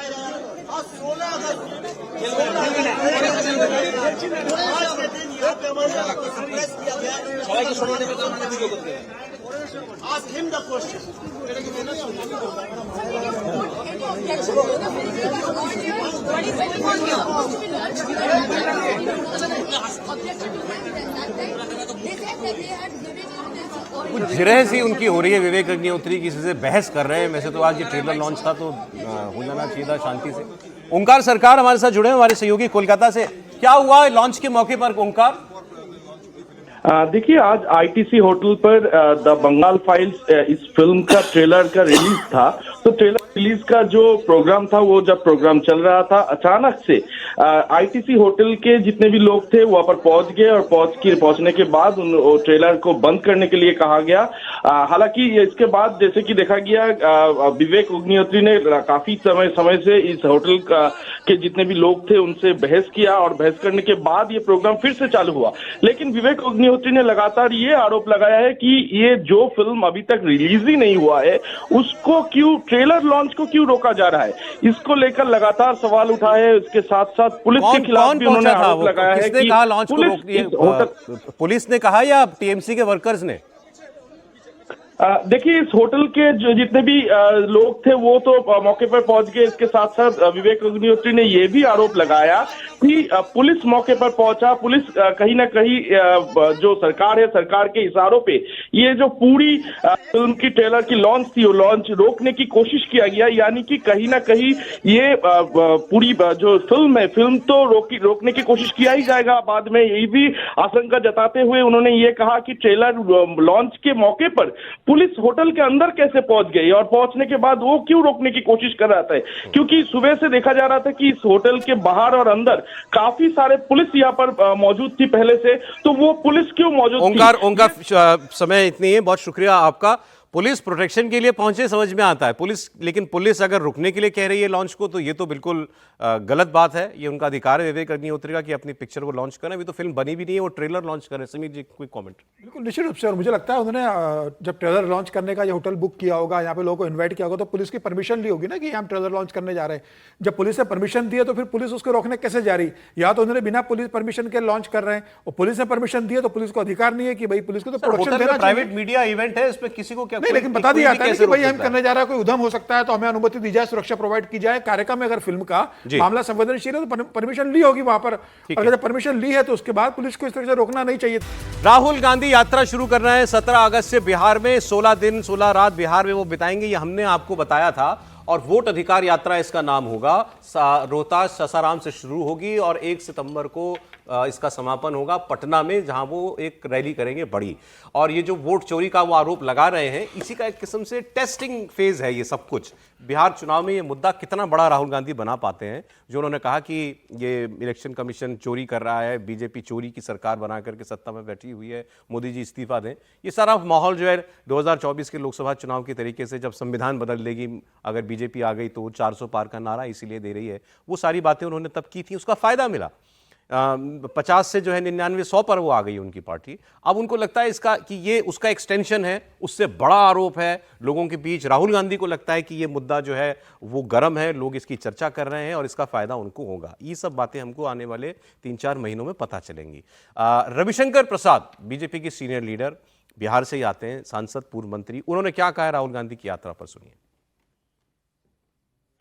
यात्रा, पदयात्रा, आयोग को गाली देने की यात्रा, संविधान को शर्मिंदा करने की यात्रा, लोकतंत्र को कमजोर करने की यात्रा, यात्राएं चलती रहती हैं, चलने दीजिए, फिर भी हार जाते हैं। अब वो कह रहे हैं यात्राओं से क्या मिला राहुल गांधी को, बिहार में भी कुछ नहीं मिलेगा। समीर जी? नहीं, मुझे लगता है जब भी राहुल गांधी ने रथ यात्रा अपनी जो यात्रा की, पद यात्राएं की है, उसका फायदा मिलता है। किसी भी यात्रा का किसी भी राजनीतिक दल को आप देखेंगे तो फायदा मिला है। लाल कृष्ण आडवाणी ने जब रथ यात्रा निकाली तो उसका भारतीय जनता पार्टी को फायदा हुआ। तो मुझे लगता है राहुल गांधी ने जो चुनाव के पहले यात्रा की थी, तमाम जगह गए थे, उसका फायदा कांग्रेस को मिला है। कार्यकर्ता उत्साहित तो थे, आपको अपने कार्यकर्ताओं को रिचार्ज करना पड़ता है, तो मुझे लगता है कि एक अच्छा होता है। बिहार में जा रहे हैं तो बिहार में वैसे भी कांग्रेस की स्थिति बहुत अच्छी नहीं है, 19 सीटें रही है, 10% का आपका वोट बैंक भी नहीं है। मुझे लगता है कि वोट चोरी से ज्यादा अगर राहुल गांधी बिहार की यात्रा में अगर ये बात को लेकर चलते हैं कि भाई जो जातिगत जनगणना का जिक्र उन्होंने किया था और केंद्र सरकार तैयार हुई है, और जिस तरीके से वो लगातार ओबीसी का जिक्र करते रहे, जाति जनगणना का उन्होंने कहा था मैं करवा के रहूंगा, उसमें लगातार वो अड़े रहे, वो ओबीसी को लेकर जिक्र करते रहे कि भाई इस बात को मैं मानता हूं कि कांग्रेस के शासन में ओबीसी को बहुत समर्थन नहीं मिला था, अब मैं ओबीसी के लिए कुछ करूंगा। तो वो वोट चोरी की तुलना में अगर ओबीसी पर ज्यादा फोकस करते तो मुझे लगता है कि उनका इसका ज्यादा ओबीसी छोड़ा थोड़ी उन्होंने, ओबीसी तो छोड़ा नहीं है, लेकिन वो वोट चोरी को जिस तरीके से ज्यादा केंद्र में हाईलाइट करके चल रहे हैं, इस यात्रा को भी वो पूरा वोट चोरी के रूप में लेकर जा रहे हैं कि चुनाव आयोग इस वोट चोरी कर रहा है। मुझे लग रहा है इतना अपील नहीं करेगा। उन्होंने वो जंप कर दिया, इशू जंप कर दिया उन्होंने। अब वो जो उनका मेल मुख्य मुद्दा था ओबीसी का, वो उससे हटकर वोट चोरी पर चलेगा। पॉइंट ऑफ व्यू एक आया। राहुल गांधी पर वैसे उनके विरोधी ये आरोप लगाते हैं कि वो एक मुद्दे पर ज्यादा दिनों तक टिक नहीं पाते, फोकस उनका बहुत जल्दी लूज हो जाता है। क्या ओबीसी वाले मुद्दे से कूद करके अब वोट चोरी पर आना ठीक रहेगा? नहीं, ओबीसी वाले मुद्दे से नहीं, ये तो मैं बहुत पहले कह चुका हूं, तब सहमति नहीं बन पाई थी। इसी शो में मैंने कहा था कि राहुल गांधी स्थिर प्राणी नहीं है, लेकिन यात्रा तो नेता को तैयार करती है। कोई भी यात्रा हो, आप अपने गली मोहल्ले की यात्रा करें, प्रदेश की यात्रा करें, देश की यात्रा करें, तो ये काम तो कोई भी नेता अगर कर रहा है तो बहुत अच्छा है, उसकी प्रशंसा बिना किसी किंतु परंतु के की जानी चाहिए। अब दूसरा मसला कि जो मुद्दा लेके वो जा रहे हैं वो कितना असर करेगा। एक इसका तय हो गया कि अगर राहुल गांधी, तेजस्वी यादव ये बाकायदा यात्रा लेकर जा रहे हैं तो वोट चोरी तो अब किसी हाल में नहीं हो सकती। ये तो हर कोई मानेगा ना, ये दोनों इतने ताकतवर नेता तो हैं कि वोट चोरी नहीं हो सकती। एक इसका दूसरा पहलू क्या है, 20 साल की सरकार है वहां। एक सेकंड रुक, आपने मतलब ये कहने की कोशिश की कि अब इनके पास कोई अधिकार चुनाव के बाद कहने का नहीं रहेगा कि गड़बड़ हुई उसमें। अब ये भी कोई कहने की बात है? आप यात्रा निकाल रहे हैं, आप लोगों के घर घर जा रहे हैं, जब आप बिना मरे किसी को मृत घोषित करा के उसको जीवित बता दे रहे हैं, ये चमत्कार भी आप कर दे रहे हैं, अपने साथ चाय पिलवा ले रहे हैं, तो अब तो नहीं होगा ना ये, अब तो आप पूरी ताकत के साथ वहां जा रहे हैं। और दूसरा एक इसका पहलू है जो बिहार के लोगों को समझ में आएगा कि ये वाला मुद्दा है, इस पे हमें अलर्ट रहना है। जो विजय जी ने कहा कि जिनको लगेगा कि हमारी कोई योजना रुक जाएगी वो साथ में आएंगे, लेकिन एक बड़ा वर्ग होगा जो ये मानेगा कि 20 साल की नीतीश सरकार के बावजूद, बीच का वो छिटपुट छोड़ दीजिए, इस विपक्ष के पास नीतीश सरकार पर हमला करने के लिए इससे बड़ा मुद्दा नहीं है, और वो वोट चोरी का आरोप लगा रहे हैं। तो दोनों चीजें हैं, अब वो कैसे उसको संतुलन कर पाएंगे ये है, और थोड़ा डर तो तेजस्वी को लगेगा कि मतलब काम पे नहीं घेर पा रहे नीतीश, नहीं घेर पा रहे, और थोड़ा तेजस्वी को डर भी लगेगा। उत्तराखंड की खबर मैंने आपको 2 बार इसके बारे में बताया। वाकई में उत्तराखंड ने जो नया कानून बनाया है बहुत सख्त है, धर्मांतरण विरोधी कानून। उत्तराखंड धर्म स्वतंत्रता विधेयक नाम से जो ये विधेयक आया है, इसको मंजूरी मिल गई है। इसके बाद अब अवैध धर्मांतरण करवाने वालों के खिलाफ गैंगस्टर एक्ट लगाया जाएगा। पहली बड़ी बात, जबरन धर्मांतरण का यह कानून बेहद सख्त है। धार्मिक स्वतंत्रता कानून में इन्होंने संशोधन करके इसमें नए प्रोविजंस जोड़े हैं। गैंगस्टर एक्ट जैसा सख्त प्रावधान, 14 साल तक की सजा का प्रावधान। इस बिल में ये बातें हैं कि अगर झूठी पहचान से कोई मतलब अपना धर्म छुपा करके दूसरे धर्म के व्यक्ति से शादी करता है, वो क्रिमिनल एक्ट होगा। सोशल मीडिया, किसी मैसेजिंग ऐप, मतलब आप सोशल मीडिया का इस्तेमाल करके या व्हाट्सएप और कोई मैसेजिंग ऐप का इस्तेमाल करके किसी को मजहब बदलने के लिए प्रेरित या उकसा नहीं सकते। ये पहली बार किसी कानून में ऐसा प्रोविजन डाला गया है कि आप फोन के जरिए भी, लैपटॉप के जरिए भी ऐसा काम नहीं कर सकते। आमने सामने तो छोड़िए, किसी को तोहफा देना, नकदी देना, नौकरी का लालच देना, मुफ्त शिक्षा का वादा कराना, इलाज का झांसा देना, शादी का झांसा देना, ये सब क्रिमिनल बना दिया गया है। कि अब क्योंकि अभी आप वो छांगुर बाबा वाला जो मामला यूपी में चला, एक व्यक्ति जिसने हजारों लोगों के धर्म परिवर्तन कराए, हिंदू लड़कियों के ज्यादातर, उसके ऊपर क्या, जो उसके जो पीड़ित सामने आए, उन्होंने क्या बताया कि किसी ने कहा कि भाई मेरे माँ बाप का इलाज कराने के पैसे नहीं थे, इसने कहा मैं करा दूंगा, तुम धर्म परिवर्तन कर दो। किसी की बेटी की शादी नहीं हो रही थी, इसने कहा धर्म परिवर्तन कर दो, हम करा देंगे। इस किस्म के वहां प्रलोभन दिए गए थे, इसके लिए पैसा विदेश से आता था। इस सब का एक चेक जो है इस कानून में डाल दिया गया है। अब आप किसी भी तरीके का प्रलोभन देकर अगर किसी का धर्म बदलवा रहे हैं तो वो क्रिमिनल एक्ट होगा। इसके अलावा धार्मिक भावनाओं को ठेस पहुंचाकर कि मेरा मजहब यही धर्म सर्वश्रेष्ठ है, दूसरा तुम्हारा धर्म जो है वो नीच है, या उसमें इतनी बुराइयां हैं, या एक ही धर्म का महिमा मंडन करते रहना, दूसरे को ब्रेन वॉश कर देना, ये सब अपराध की श्रेणी में आएगा। डिजिटल प्लेटफॉर्म, सोशल मीडिया या किसी भी ऑनलाइन माध्यम से धर्मांतरण का प्रचार या उकसाने पर पाबंदी लगा दी गई है। और अगर कोई ऐसा करता है तो अलग अलग कैटेगरीज हैं सजाओं की। सामान्य मामलों में 3 से 10 साल, संवेदनशील वर्ग से जुड़े मामलों में 5 से 14 साल की सजा का प्रावधान है, और इससे भी अगर कोई गंभीर मामला होगा तो 20 साल या फिर उम्र कैद तक भी दी जा सकती है इस कानून के तहत। इसीलिए मैं आपसे कह रहा था, चर्चा ये हो रही है क्या उत्तराखंड में अब धर्म बदलना लगभग असंभव काम बन जाएगा? नहीं, जितने कारण अभी यहाँ दिखाई दे, क्योंकि मैंने उसको बहुत डिटेल में नहीं देखा है, तो वो तो वाजिब कारण हो सकते हैं किसी की सजा के लिए। लेकिन अभी सुप्रीम कोर्ट में वो कानून ठहरता है कि नहीं ठहरता है कि फ्रीडम ऑफ रिलीजन के नाम पर यदि उस पर कोई बहस हो, इसमें से कितने पॉइंट्स ऐसे हैं, क्योंकि बहुत सारे पॉइंट्स ऐसे हैं जिसको कानूनी तौर पर माना जा सकता है कि प्रलोभन देना या नौकरी देना या वो सब बातें हैं, लेकिन फ्रीडम ऑफ रिलीजन के लिए कितनी स्पेस उसमें छोड़ी गई है। इसमें एक तरीके से आप मान लीजिए, आप मुझे प्रेरित करना चाहते हैं धर्म बदलने के लिए, आप मुझे कोई बेनिफिट देना चाहते हैं, हाँ। तो मैं डरूंगा बेनिफिट लेते हुए, हाँ। क्योंकि कल को कोई ये आरोप लगाएगा कि इसने ये फायदा उठाया और धर्म बदल। हाँ, तो इसीलिए मैं कह रहा हूँ कि वो फ्रीडम ऑफ रिलीजन की स्पेस कितनी इसमें छूटी है, ये सुप्रीम कोर्ट में कानून के दायरे में तय होगी। ये ऐसा तो है नहीं कि जाएगा नहीं कि सुप्रीम कोर्ट तक जाएगा ये कानून, वहाँ पर तय होगा। बाकी जो प्रलोभन की बात और ये सारी बातें होती है वो तो सब में पहले भी चली रही थी, अब उसको कितना कठोर किया गया है। और इसका दूसरा मतलब ये भी होता है ना कि बहुत सारी बार आम आदमी परेशान होता है। किसी को भी आपने मान लो उसने नहीं दिया है प्रलोभन, लेकिन आप उस पर मुकदमा तो बना ही सकते हो। एग्जैक्टली, डर तो उसी से होता है ना। तो वो है, तो उस स्पेस को मैं देखता हूँ कि लीगल ग्राउंड पर वो कितना ठहरता है। एक ग्रेरिया ये भी है कि जैसे धर्म का प्रचार और धर्मांतरण के लिए उकसाना, दोनों के बीच में फर्क। मान लीजिए जैसे तमाम सारे चैनल्स हैं, उसमें कोई हिंदू साधु अपना जो है अपने धर्म की बात कर रहा है, कोई मौलवी साहब इस्लाम के बारे में बता रहे हैं, कोई पादरी हो, तो क्या वो भी धर्मांतरण के कानून के दायरे में आएगा या धर्म के लिए उकसाना? ये ग्रे एरिया है। ये मुझे लगता है इसको भी कहीं न कहीं अगर सुप्रीम कोर्ट में मामला आता है तो ये देखा जाएगा। सरकार का मोटिव तो इसी ग्रे एरिया से डर पैदा करना है ना। नहीं, डर तो पैदा करो, लेकिन मान लीजिए कोई सिर्फ अपने धर्म के बारे में बता रहा लोगों को बस, तो उसको आप उठाकर जेल में बंद कर देंगे कि तुम धर्मांतरण कर रहे हो। ये पुलिस, अब उसके मन में क्या है ये तो कोई नहीं पढ़ सकता, लेकिन उस पर आरोप तो लगाया जा सकता है। सौरभ, उन्होंने बिल्कुल सही जगह पकड़ा उस बात को कि जो डर पैदा किया जा सकता है जिस चीज से, वही तो सबसे मुश्किल लाइन है ना उसकी, और वो बात जो कर रहे हैं वही वाली बात है। अच्छा, इसका एक कॉन्टेक्स्ट उत्तराखंड क्यों? सवाल यह है कि उत्तराखंड ऐसा कर क्यों रहा है? उत्तराखंड में हम सब लोग ने अपनी यात्राओं में महसूस किया होगा, लोगों से बात करके, ये एक भावना लोगों के मन में आ रही है और सरकार पर उस पर एक्शन लेने का दबाव बन रहा था कि पहाड़ों में दूर दूर दूर दूर गांव के गांव खाली हो रहे हैं, क्योंकि वहां बहुत ज्यादा, एक तो पलायन बहुत ज्यादा है, खासकर जो पुरुष हैं गांव से, वो काम धंधे के सिलसिले में मैदानों में आ जाते हैं, वहां पर बहुत कम आबादी रह जाती है, जमीनें बिक रही हैं, वहां पर काम करने के लिए लेबर बाहर से आती है, और यूपी बिहार खास तौर पर यहां से अल्पसंख्यक समाज के लोग, मुस्लिम लोग जो हैं, वो पहाड़ों में बस रहे हैं। इससे लोकल पॉपुलेशन को अपना जो लोकल कैरेक्टर है वो डाइल्यूट होने का खतरा महसूस होता है। ये दबाव था इनके ऊपर, ये कार्रवाई। लेकिन बसने तो आप रोक नहीं सकते। ये सीधे बसने से जुड़ा हुआ नहीं है। नहीं, धर्मांतरण तो रोक सकते हैं, धर्मांतरण तो एक कानूनी अपराध भी है कई राज्यों में उसका। लेकिन मान लीजिए कोई अगर रुड़की से कोई आदमी वहाँ खरीद के फार्म हाउस बनाता है, कोई दिल्ली से, तो उसको तो आप रोक नहीं सकते।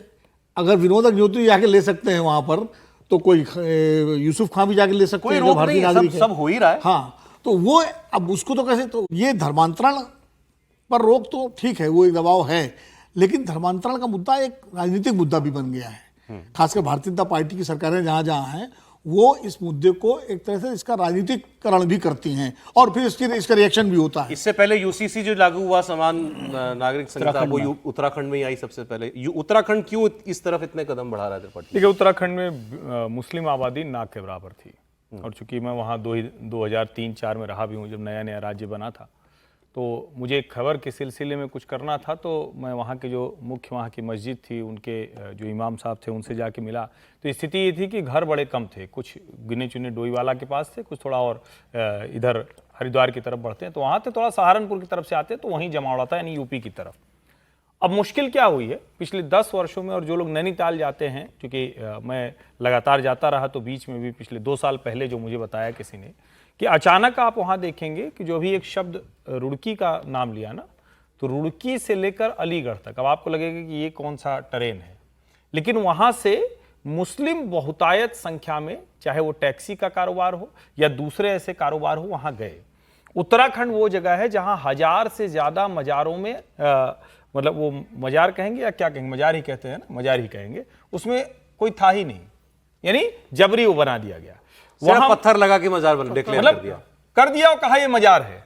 उत्तराखंड में जो मुश्किल हो रही है कि जब आप ऐसी जगहों पर जाते हैं, तो वहीं से आगे नेपाल की सीमा भी लगती है, तो एक तरह से इंटरनल सिक्योरिटी के लिए थ्रेट भी है। तो कई ऐसी वजहें हैं जिसकी वजह से ये कानून की जरूरत वहां पड़ी, और लोगों को ये लग रहा है, जैसे मैं देहरादून, हरिद्वार और नैनीताल, इन 3 जगहों पर तो बड़ी चिंता है कि मुस्लिम आबादी अचानक बहुत तेजी से बढ़ गई। और ठीक बात है, कोई किसी को मना नहीं कर सकता है, अगर कोई अलीगढ़ से जाके वहां टैक्सी चलाने लगे तो कोई रोक नहीं सकता है, लेकिन वहां जो लोग हैं उनके भीतर ये सेंटीमेंट है, और शायद उसमें कई ऐसी घटनाएं भी हुई जिसमें मत परिवर्तन कराना, क्योंकि अपनी इच्छा से तो कोई कुछ भी करे, लेकिन जब ऐसा कुछ प्रलोभन दे के होता है, फिर निकलता है कि पहचान छिपाई गई, तो फिर वो मुश्किल खड़ी होती है और संघर्ष। अगली खबर, एक नया विवाद खड़ा हुआ है एनसीईआरटी की किताबों को लेकर।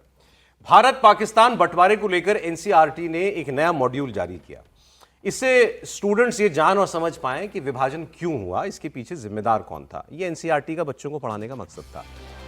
अभी तक जो कहानी सिर्फ जिन्ना की जिद तक सीमित मानी जाती थी, उसे एक व्यापक रूप दिया गया।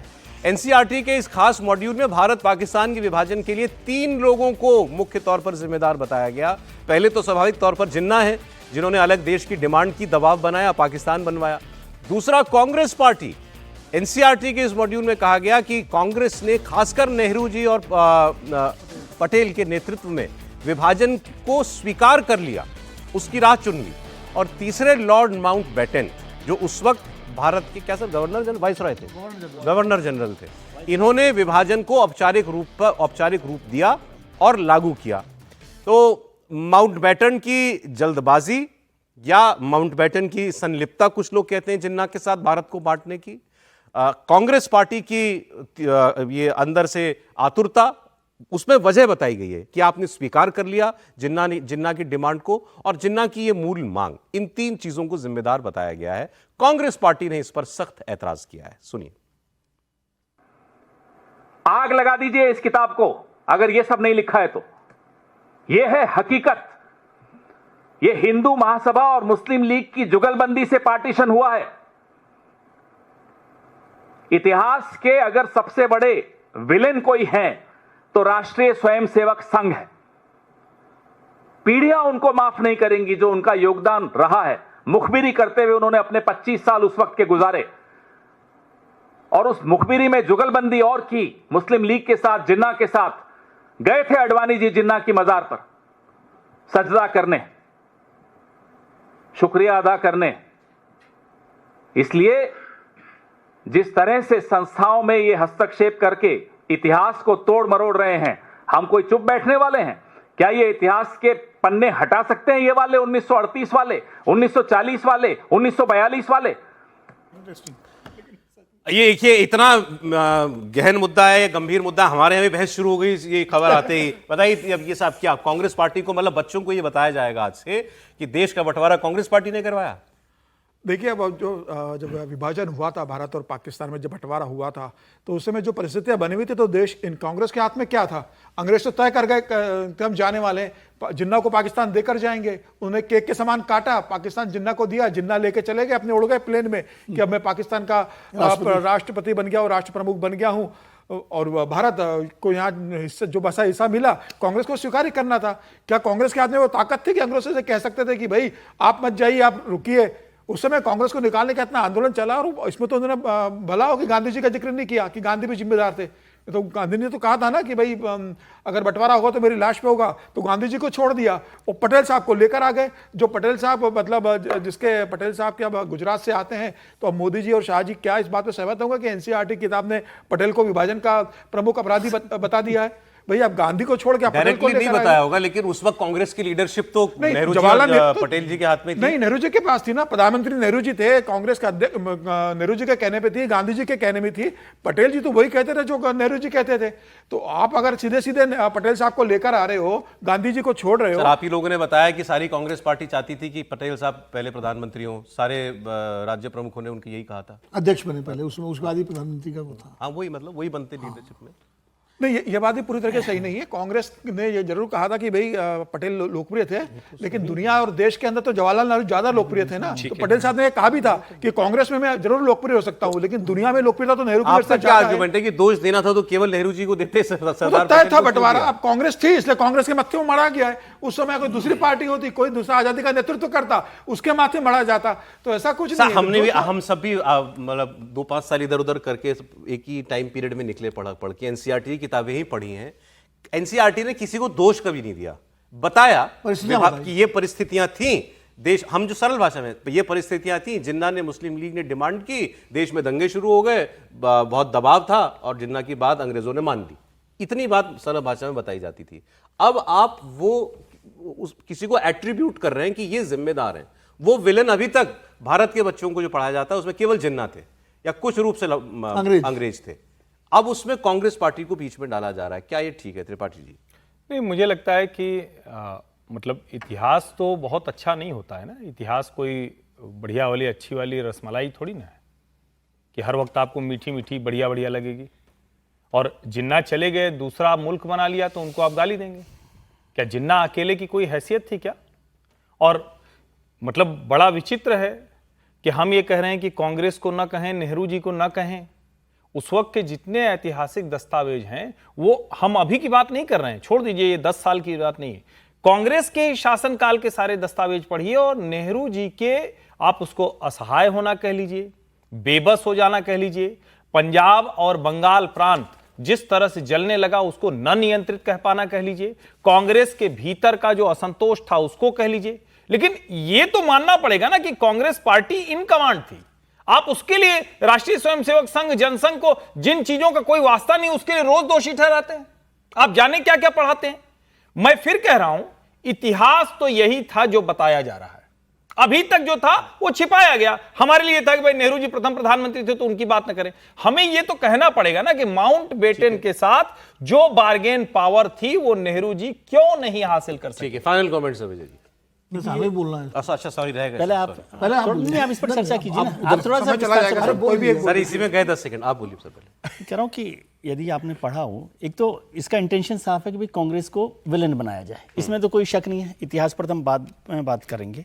दूसरी बात है कि इन कमांड वो पार्टी थी तो उसकी जिम्मेदारी बनेगी। लेकिन यदि उस पूरे मैं देख रहा था जिस दिन ब्रिटेन के पार्लियामेंट में जब ये पास हुआ इंडिया इंडिपेंडेंस एक्ट, तब से लेकर उस दिन तक जिस दिन आखिरी मुलाकात हुई है, जिना तो उसमें बाद में है, माउंटबेटन की शिमला में बैठक हुई है नेहरू के साथ, और उन्होंने माउंटबेटन ने नेहरू को पूरा जो पार्टीशन प्लान है, उसका नाम था पार्टीशन प्लान जी, वो उनको बताया और नेहरू ने कहा कि ठीक है हम इस पर बात करेंगे। तो उनका नहीं, तुम पहले देख लो, रात भर पढ़ लो इसको और इसके बाद हम बात करेंगे। उसके बाद जिन्ना को बताया गया ये सारी बातें। लेकिन उस दिन की स्थिति क्या थी कि पूरा देश जल रहा था और ये तय किया गया कि जितना जल्दी ये हो जाए उतना बेहतर। वैसे कल से सोशल मीडिया पर आप एक वीडियो और देख रहे होंगे, वो वीडियो है लॉर्ड माउंटबेटन की पत्नी एडविना, उनकी शायद बेटी का या पोती का एक इंटरव्यू है, और वो इंटरव्यू भारत के एक नामचीन पत्रकार ने किया था और उसमें उन्होंने ये कहा था कि नेहरू जी, मेरी माता जी का इन्फ्लुएंस नेहरू जी के ऊपर था, लॉर्ड माउंटबेटन ने मेरे जरिए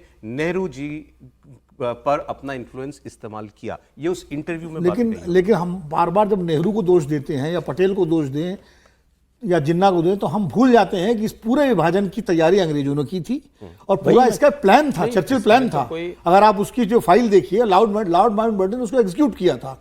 नेहरू और पटेल, जो स्थिति देश के हालात थे, बराबर के कद्दावर थे, नेता थे। खाली नेहरू को जिम्मेदार ठहराना गलत है, या तो पूरी कांग्रेस पार्टी का नेतृत्व तो जिम्मेदार होगा अगर होगा तो इसमें तो कांग्रेस का ही नाम लिया अगर लेकिन परिस्थितियां ऐसी थी कि उस वक्त जो समीर ने कहा कि जब आपने केक काट दिया, बैठ के रेड लाइन खींच दी, तो कोई चारा नहीं था। अच्छा, इस पर बहस तो हुई, दोनों पॉइंट ऑफ व्यू। मजबूरी की स्वतंत्रता है तो फिर इसकी भी बात होनी चाहिए।